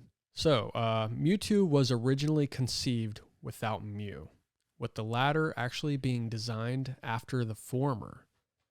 It then became clear that Mew was originally just a being that was never to be seen. Its name only mentioned in the Pokemon Mansion journals. When it comes to the canon, the two were later reworked into a perfect original being and imperfect clone duo. How about that? Yeah, no, that's pretty interesting, especially since we, technically still would have had Mewtwo. Probably wouldn't have been called Mewtwo. Definitely different origin stories. We would have had that if it wasn't for this guy just doing this harmless prank, putting Mew in the game. Mm-hmm. So it all stemmed from that. Yeah, just the rumors of this hidden Pokemon blew the sales up 4 times greater. Well, 8 times from their original monthly sales. So that happened before it was even westernized. Yeah, so if he didn't put in Mew, who knows if we would be able to play Pokemon today. Yeah. We may have eventually got it, but it may not have been these originals. Another butterfly effect thing we could fucking, just don. Yeah. Pretty cool. Yeah, pretty neat. So, with that being on Mew, it only makes sense that we get into Mewtwo next. Who's that? I don't know. Let's find out. So Mewtwo is an artificial Pokemon created after years of horrific gene splicing and DNA engineering experiments based on Mew. According to the scientific logs found in the Pokemon Mansion of Cinnabar Island that we went over, Mewtwo was born from a pregnant Mew found deep in the jungles of Guyana, whose embryo had been tampered with to alter its DNA. It is widely known as one of the most powerful Pokemon in existence and is said to have the most savage heart among all Pokemon, lacking compassion and striking fear into its enemies due to its engineering to become the ultimate weapon in battle. Hence, why it's Robert's favorite Pokemon. Facts. What? This is the strongest Pokemon and battling machine? I'm in. Mm-hmm. In the first movie, where it was shown to be capable of levitation, telepathy, mind control, and the ability to create powerful storms, Mewtwo exemplified these vicious characteristics. However, it was later shown to be caring, protective, and even altruistic. Mewtwo conserves energy by remaining motionless in order to unleash its full power in battle. Though rarely seen in the wild, it is said to be resting in a dark cave somewhere, which in the games happens to be Cerulean Cave. No fucking way. Yeah. Yeah, dude. Oh my god. A place guarded and blocked off, only accessible to trainers who have proven themselves. This cave houses many powerful Pokemon and is considered dangerous to trainers who haven't proven themselves to be champions. So, Mewtwo is another very convoluted subject whose origins seem to be different depending on the canon you're looking into. In the games, we aren't shown too much and must piece together the story with the details we are given. So Mewtwo is created by a solitary scientist who, in Pokemon Origins, is revealed to be Mr. Fuji, as he once was a doctor who discovered a new species of Pokemon and through it was trying to artificially create an even more powerful Pokemon. Not being able to contain its power, the Pokemon escaped and flew off. Mewtwo's origins mostly paint a brutal picture of gene splicing and torturous experiments, but whether or not that was the story in the games is unknown. Based on other canons, I like to think so, and this could explain why Mr. Fuji is now seen as a caretaker and lover of all Pokemon. So maybe it's his way of redeeming his vile past. One big mystery, though, like we had mentioned before with Silphco, the Silphscope, the Master Ball, Team Rocket, after these things. One big mystery, though, is the involvement of Team Rocket. In other canons, Team Rocket is shown to have some type of involvement in the Mewtwo experiments, and sometimes even shown with Mewtwo on their side, as in the Pokemon Adventures manga when he has a giant spoon for whatever reason. Giovanni's Mewtwo. It's a giant fucking spoon. But in the games, don't tell much towards that path, although some dots can be connected and some assumptions made. So, for example, in the games, again, Team Rocket steals the Silphscope, an item used to see Ghost-type Pokemon, a type of Pokemon they may have been trying to acquire as it's a type weakness to Psychic type. But they were also working on acquiring the Master Ball, a type of Pokeball that doesn't fail a catch. So maybe Team Rocket had some involvement in the Mewtwo experiments and knew just how powerful this Pokemon was and were stealing what they needed in preparation to catch it. So, super interesting stuff. Very interesting. So that is Mewtwo. Again, he can be found at the Cerulean Cave, which again, I would say kind of acts as like that post-game content. Yeah. You know, you're the champion, so like, I want to fight more powerful Pokemon. I want some more difficulty. Go to Cerulean Cave. See if you can catch Mewtwo. So this leads us to our final point, and that is the legendaries that Kanto is known for. The legendary trio. The legendary birds, Uno, dos, tres. Whoa! Yeah. So, the legendary birds are a trio consisting of Articuno, Zapdos, Articuno, Articuno, Zapdos, and Moltres, and appear throughout the different locations in the Kanto region. In the second Pokemon movie, Pokemon 2000, The Power of One, it is shown that Lugia acts as their trio master, and if the three begin to fight each other, Lugia will rise to stop them. This information only seems to be canon within the anime, as the games never touch on this subject. Other than that, not much information is available on their origins, just fan speculation. So, let's start with Articuno. Articuno is an ice and flying type legendary Pokemon introduced in Generation 1 and is said to live in snowy mountains riddled with permafrost, but in the original games can be found in the Seafoam Islands. Articuno has the power to control ice at will, and when it flaps its wings, which are said to be made of ice, it chills the moisture in the air around it, making snowfall. It flies from icy mountain to icy mountain, and according to legend, it appears before doomed travelers lost in icy regions. And if you are a female, then you're shit out of luck. Honestly, you're I was becoming just a thinking Frostlass. Oh, dude. As seen in the anime, Articuno sometimes aids travelers and guides them to safety. And in terms of physical strength, Articuno is the strongest out of the three legendary birds. As also shown in the anime, when Articuno is able to lift one of Team Rocket's mechs with its talons. In Generation 8, exclusive to the Crown Tundra DLC, Articuno has a Galarian form that is a psychic and flying type Pokemon. That Galarian form's shiny variant coloring actually mimics the Kantonian's color scheme, as do all of the Galarian legendary birds' shiny variants, which is very cool. Yeah. Like, this is how you do a shiny. So Galarian Articuno is like a shade of purple and black. Looks really sick.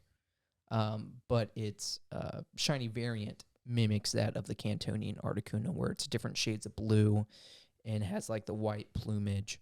Mm-hmm. But all three of them are really sick shinies. So one little bit of tidbit information.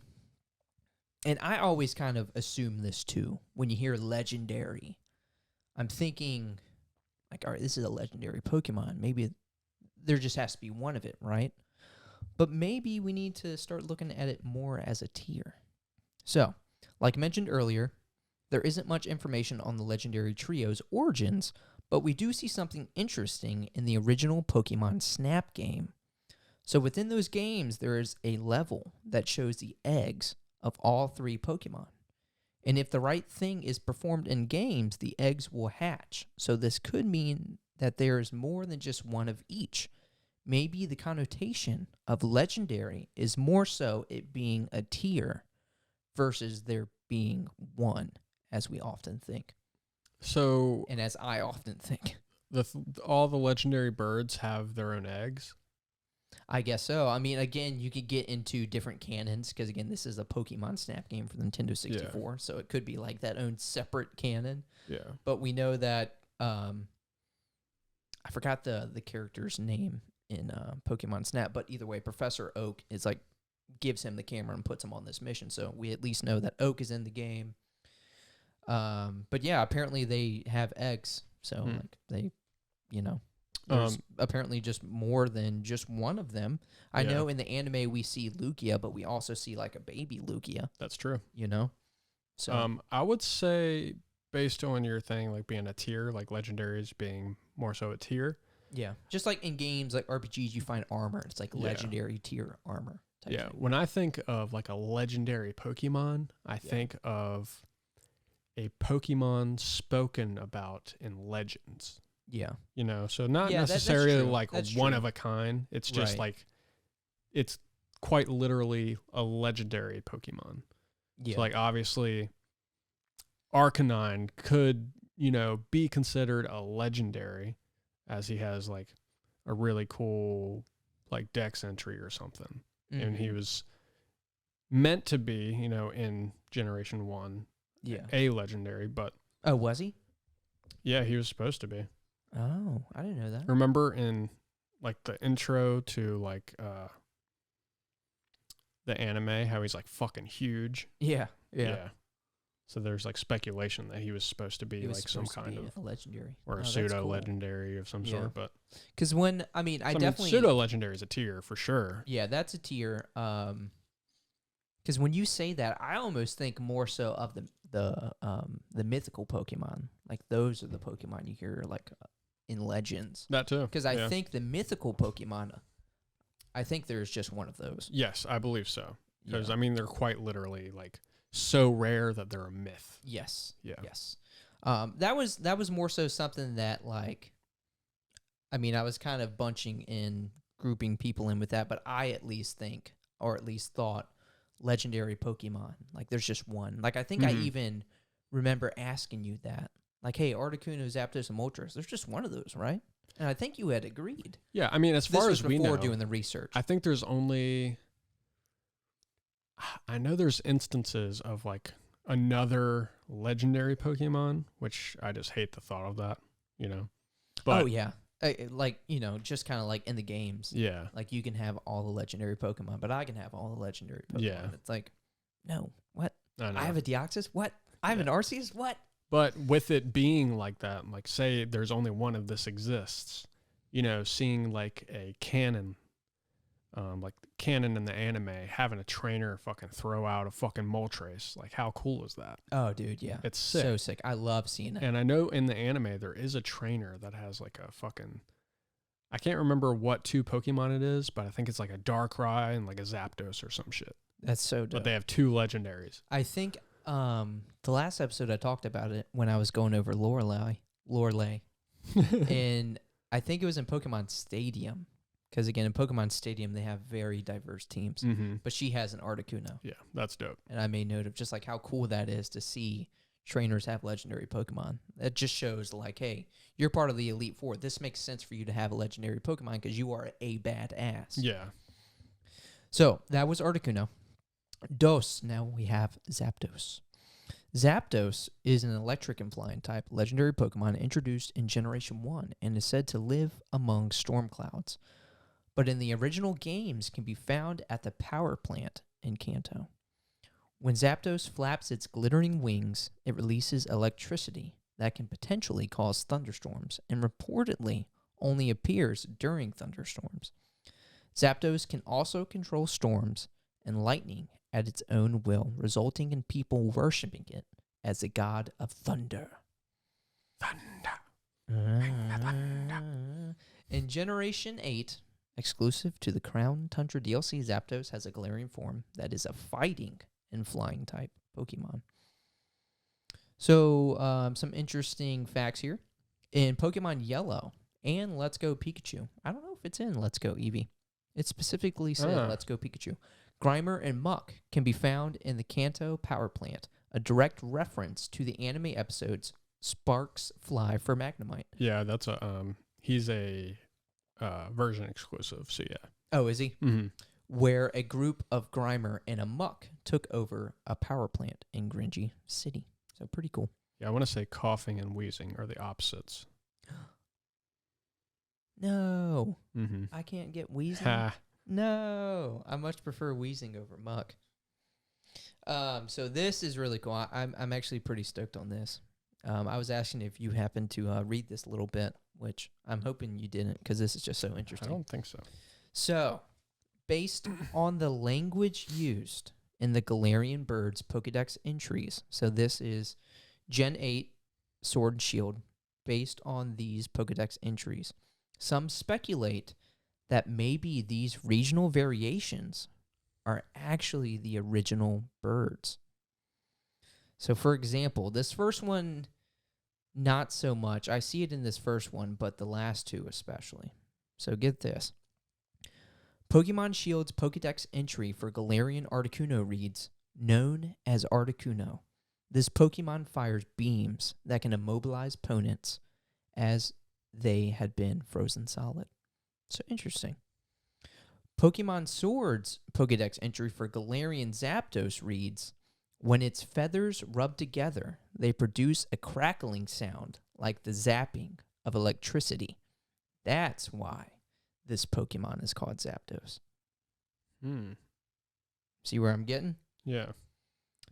Pokemon Shield's entry for Galarian Moltres reads, "The sinister aura that blazes like molten fire around this Pokemon is what inspired the name Moltres."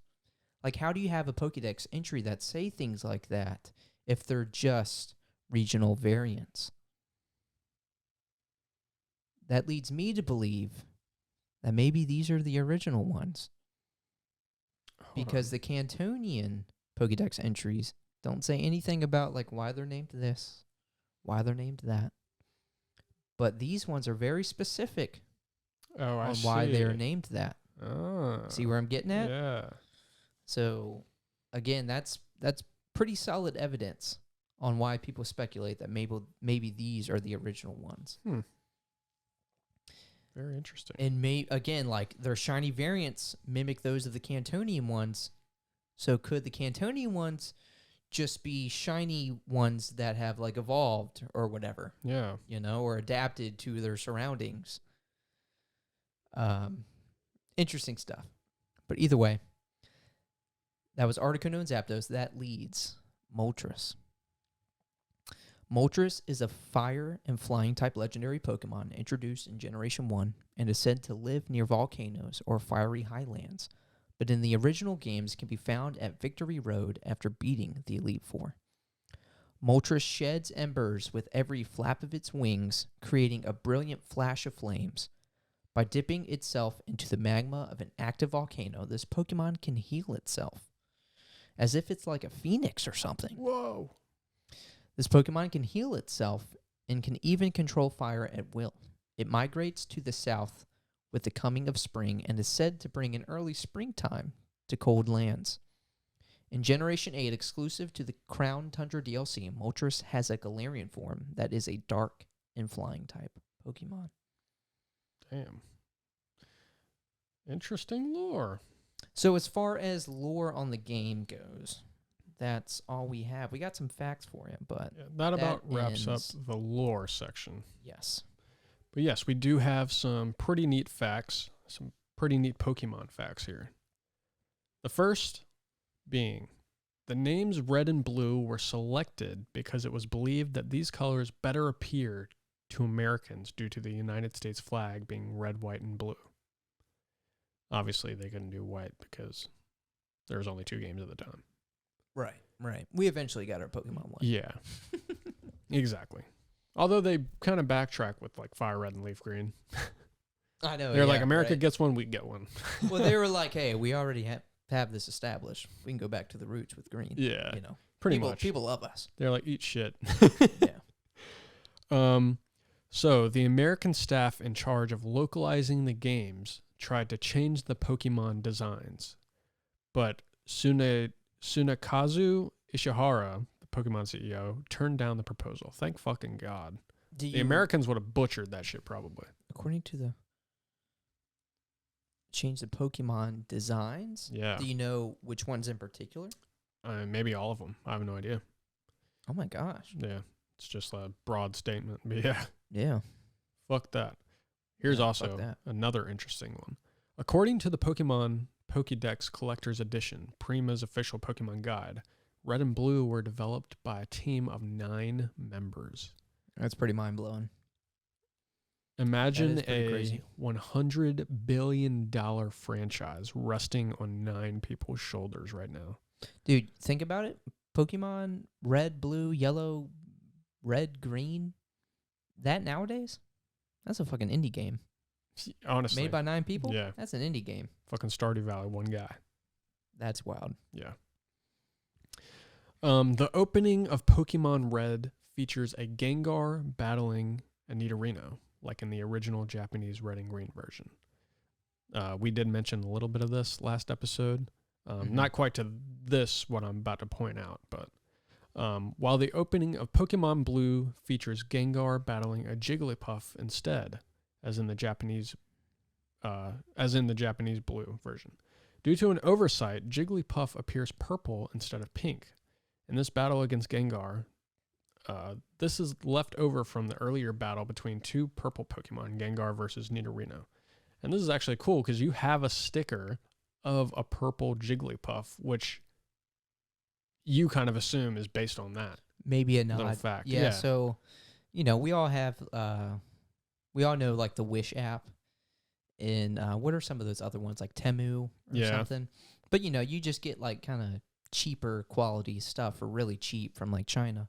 And I ordered a bunch of Pokemon stickers from the Wish app. And, they're maybe like $1 for, like, 100 stickers. And a lot of them were just obvious, like, they were the Pokemons, but they were like knockoff stickers because the coloration was like wrong, like obviously wrong for a lot of these. But with seeing this, it's interesting because the Jigglypuff sticker I got was a purple Jigglypuff. Yeah. So I was wondering, like, is this like a nod to that? Like maybe this sticker was just like an original sticker that got sent my way, and if not, it is now. I mean, either way, like it's cool. Yeah. It's on my locker at work. But no, it's super funny because I just thought it was the funniest thing when I got those stickers, and I was like, this is hilarious. Yeah. But I love it. So, one last fact before we get to our last segment. Data mining is a beautiful thing. It really is, Robert. It is. It is an art form unlike any other, one that allows us to see what could have been and what truly is. We've seen a lot of leaks. Yeah, and it gives Pokemon us games. A lot of leaks. Yeah. Yes. Without it, we would have never found out that Professor Oak was indeed meant to be a boss in the first generation. Not only that, given the high levels of his team, he, without a shadow of a doubt, was either meant to be the original champion or the true final boss of the game, much in the same way Red was for Gen 2's last challenge. Interestingly... It would have been so awesome. Yeah. If they did that. I know. Fucking Oak. Interestingly, Oak doesn't have a full team, instead capping off at 5. This is likely because of the level gap between him and Blue. Blue's team ranges from level 59 to 61, roughly around the same level your team will naturally be by the time you get to the Elite Four. Oak's, on the other hand, ranges from 66 to 70. Considering how difficult it is to grind in Gen 1, it makes sense he'd have a smaller team. For a cut boss, there's a decent amount of thought put into the design. So that's fucking awesome. I wish they would have left that in. Yeah, I really do.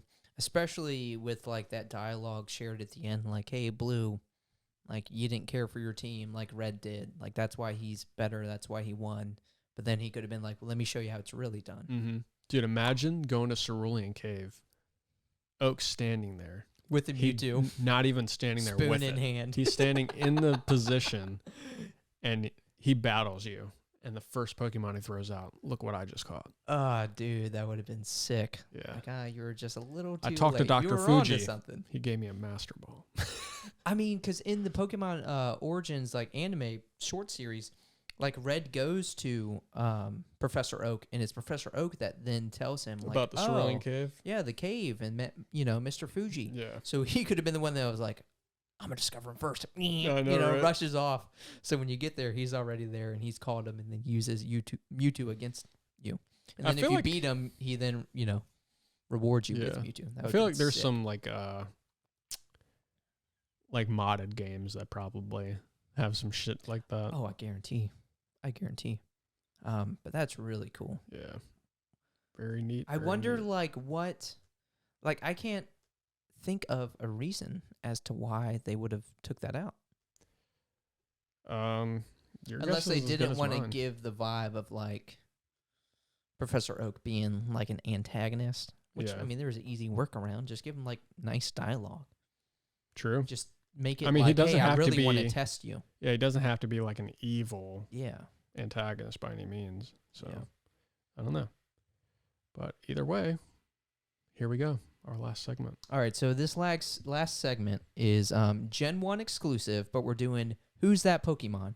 Mm-hmm. So to make it a little more difficult, because we're pretty well-versed with Gen 1 Pokemon, we aren't just having like a silhouette of the entire Pokemon, which you can, but it could just be a silhouette. It could be us like zooming into a certain part of the Pokemon. It could be us disorienting the Pokemon through a filter or effects. But based off the pictures and what is created and shown, we have to decipher what Pokemon that is. Indeed. All right, so you're going to go first? Yeah. Okay. So, Chris, what is this Pokemon? Who's that Pokemon? Based on this cutout that I feel like you're trying to trick me here. Because my first thought is I see, like the 3 fingers, the bulbous fingers that lead me to believe it's Mewtwo. But is it Mewtwo? I don't know. Or is it... No, does he have... Because my mind's kind of going to like Grimer or Muck. My mind's telling me no. But am I overthinking it and it's just Mewtwo? You know what? I'll let you decide.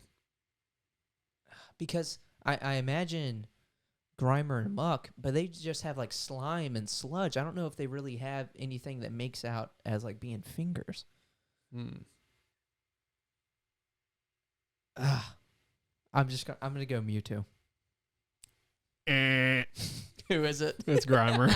Damn it. So close. I specifically picked a I sprite that wasn't drooping. But you can see like the purple rings around the finger. I thought they always had like droops. Well, like, it did. There's like purple. They had, if you let it droop for a little bit, there's a finger under there. Yeah, there's like purple drooping right around here. But I cut it out. That's funny. Yeah. You need to cut it. All right, here we go. Second one. Jesus Christ. Who's that Pokemon? Abra. Eh. Oh, Sandshrew. Eh. Geez, you're giving me nothing to go on. I didn't go that hard on you. Jesus Christ. Got to make it a challenge. Jesus Christ. Kadabra. Eh. Alakazam. Eh. I mean, you're on the right path. Is it an ear? Yeah. I'll give you that. Yeah, it is an ear. It is an ear. Sandslash? No.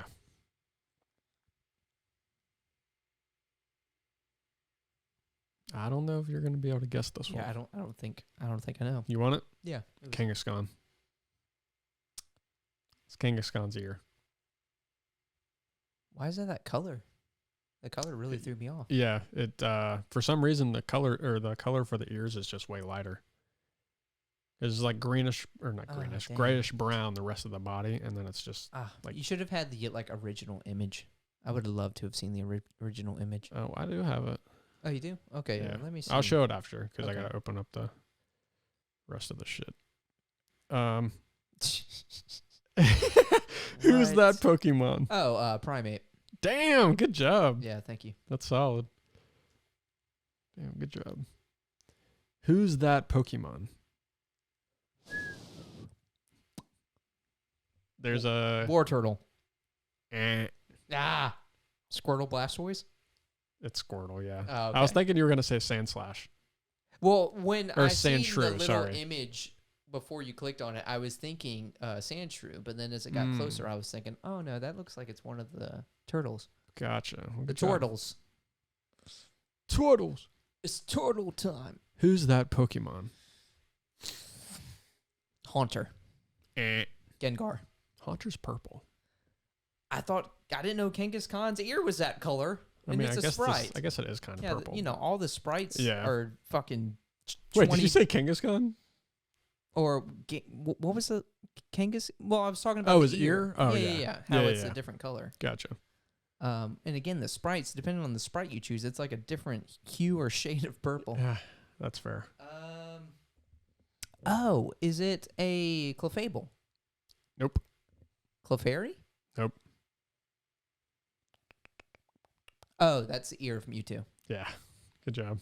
I had to include it, but I had to get like a sprite to where it would not be so fucking easy to guess it. Yeah, because the shape of his ear is so like, iconic for lack of a better term. Mm-hmm. So you kind of get that, but don't get that in that sprite. All right, so who's that Pokemon? Last one. Oh my gosh. Yeah, the first thing that comes to mind is not even a Gen 1 Pokemon. I would have seen that and thought Samurott. Samurott? Really? Yeah. I would have thought that was like a piece of like his like armor he has. Gotcha.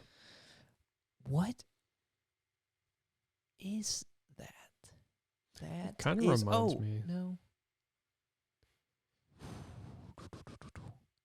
Think, Chris. Think. And did you erase anything else? What do you mean?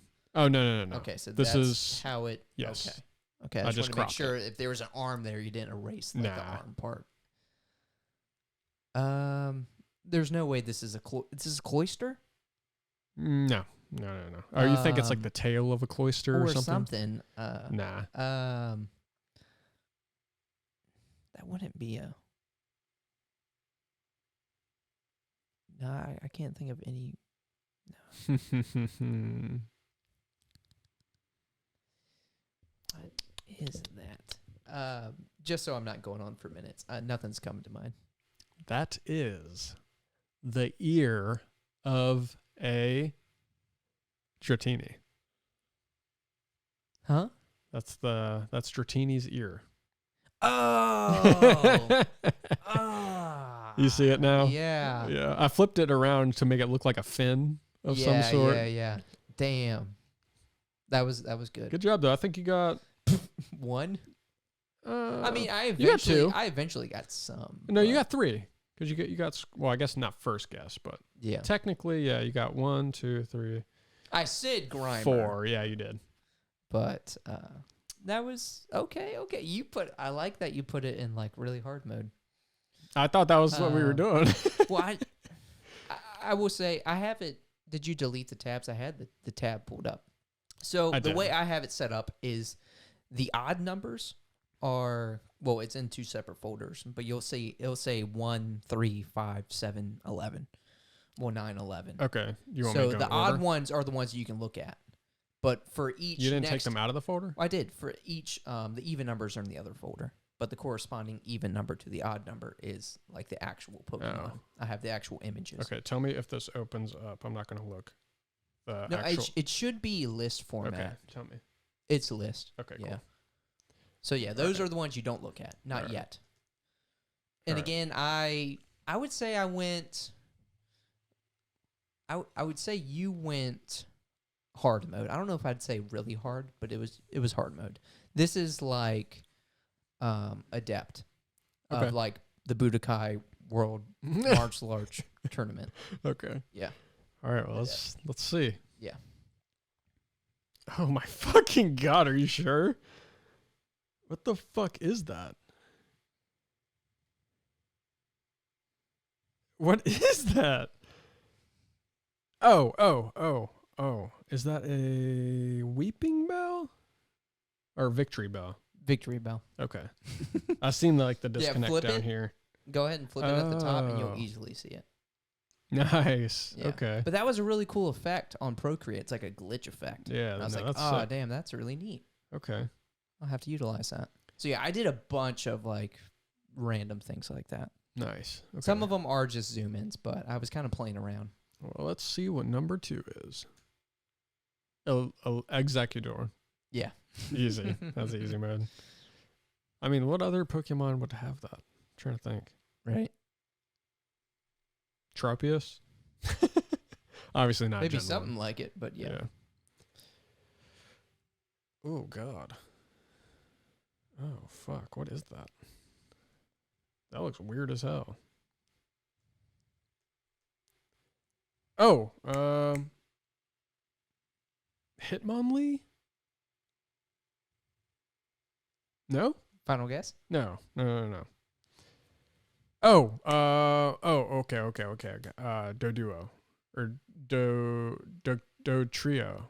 Final guess? Motherfucker, I didn't do that to you. I was just saying, No, yeah. okay. No to both.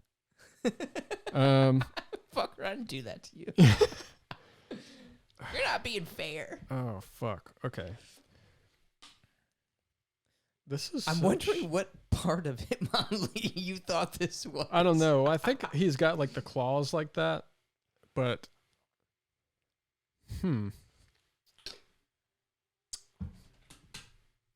This is fun. Firo? These were really fun to put together too. Firo? No. What the fuck is... What is that claw? That's throwing me off. I think it'd be fun if you don't guess it, I don't even tell you until we get to the actual images, and then you'll see. Okay. Hey, I didn't know we were allowed to flip. It didn't help if that matters. It did not help at all. All right, on to the This next. is a Gen 1 Pokemon? Yeah, you missed this one. I got to get a win somewhere. That is I'm glad I fucking stumped you on that insane. one. I seriously thought you were going to get that one so fast. Okay. Dratini. Damn. I like what you did, though. Yeah, I was trying to do like an abstract one. Yeah. That was definitely You abstract. see, I got that fucking fin that got me. True. But you like how I did the shiny, but then the dots are like the original colors. Mhm. I did that quick, but I was pretty. Oh, yeah. I didn't really notice that. That's pretty cool. stoked on that. But yeah, I did make that. That was a little too easy. I could have been a little bit more abstract. The eyes give it away. Yeah. And then that little mouth nose, I made that too close. Mm. Weedle.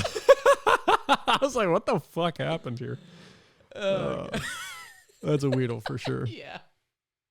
I mean, maybe we'll see. It looked like he just got fucking an anvil dropped on his head. Turned into an accordion. That's what happens to your body after a Beedrill stings you. Yeah. It just sucks you. Fucking cell. Dude, literally fucking holy shit. Absorption. Oh, God. It looks like somebody took a Weedle and just like... Go-gurt. Yeah. Oh, fuck. Ugh. All right, Magikarp. Yeah, that one was probably too easy. I just thought the way that it was sitting, like it looks like, I mean, it doesn't look like a Gen 1 Pokemon, but it looks like a Pokemon like It looks like little legs, like a little tail, and then he has like Maraca type things. You know what it looks like? It looks like a Mudkip. Badoo. Looks like a Mudkip. The face, like the head of like a Mudkip. Kind of. Oh, yeah, yeah. With the something fins. on its head. It kind of looks like a Badoo. Oh, yeah. You know what I'm talking about? Mm-hmm. Or maybe, yeah, like a Badoo with like some like weird arms, yeah, and a penis. Yep. Oh, shit. Okay. So let's go to the what they actually are. Let's see. One by one. Oh, no, you have to go to the evens. Those are still the odds. What the fuck? I opened up the other one. Actual Pokemon? Oh, Yeah, there okay. it is. Here we go. Okay. All right, so you got Victory Bell. Victory Bell. Oh, my fucking God. I see it. Executor. Executor. Magmar. Why was it so orange or brown? Jesus Christ. Hey, I will say that's the exact image. It is. It is. the exact it definitely image. looks like it. Holy fuck. That one Got definitely stumped me. Holy shit. That was good. Goth chick right there.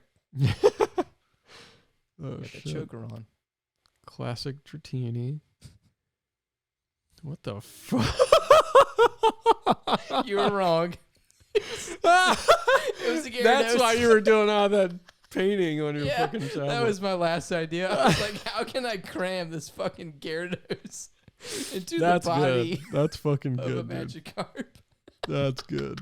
I mean, it's really shittily done. Who's That's that Pokemon? a terrible job.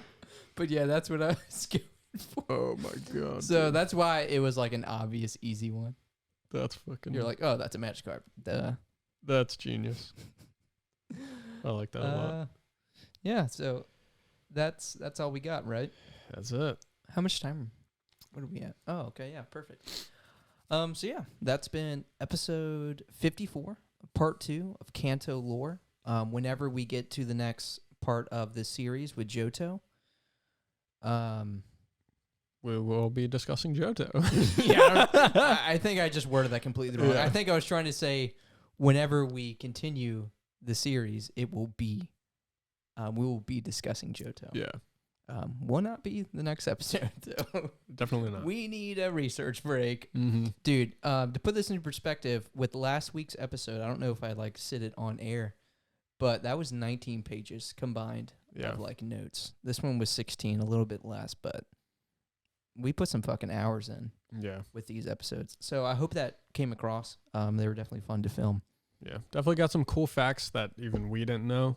Oh yeah, no, I learned which a lot. is pretty crazy considering we played these games as kids. Played these games, yeah. I mean, remakes after remakes. So Yeah. we've played these games for, our whole lives. And just Gen 1 has been around our whole lives. Yeah. But, there's always something to learn, Yeah, so hopefully you learned something. Yeah. And I'm sure there's more shit out there that we still don't know. But And if you watch this and you didn't learn anything and you knew all this, you're a fucking Pokemon master. on God. Yeah, kudos to you. That's on Arceus. On Arceus, seriously. But yeah, no, that was episode 54. We'll see you next week. Yes, we will indeed. Poke and chill, dude.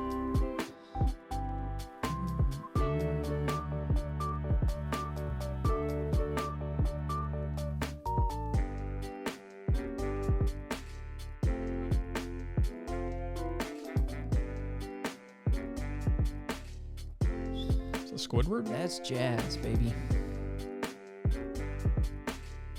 No, Squidward played the clarinet. Yeah, I don't think that's clarinet. No.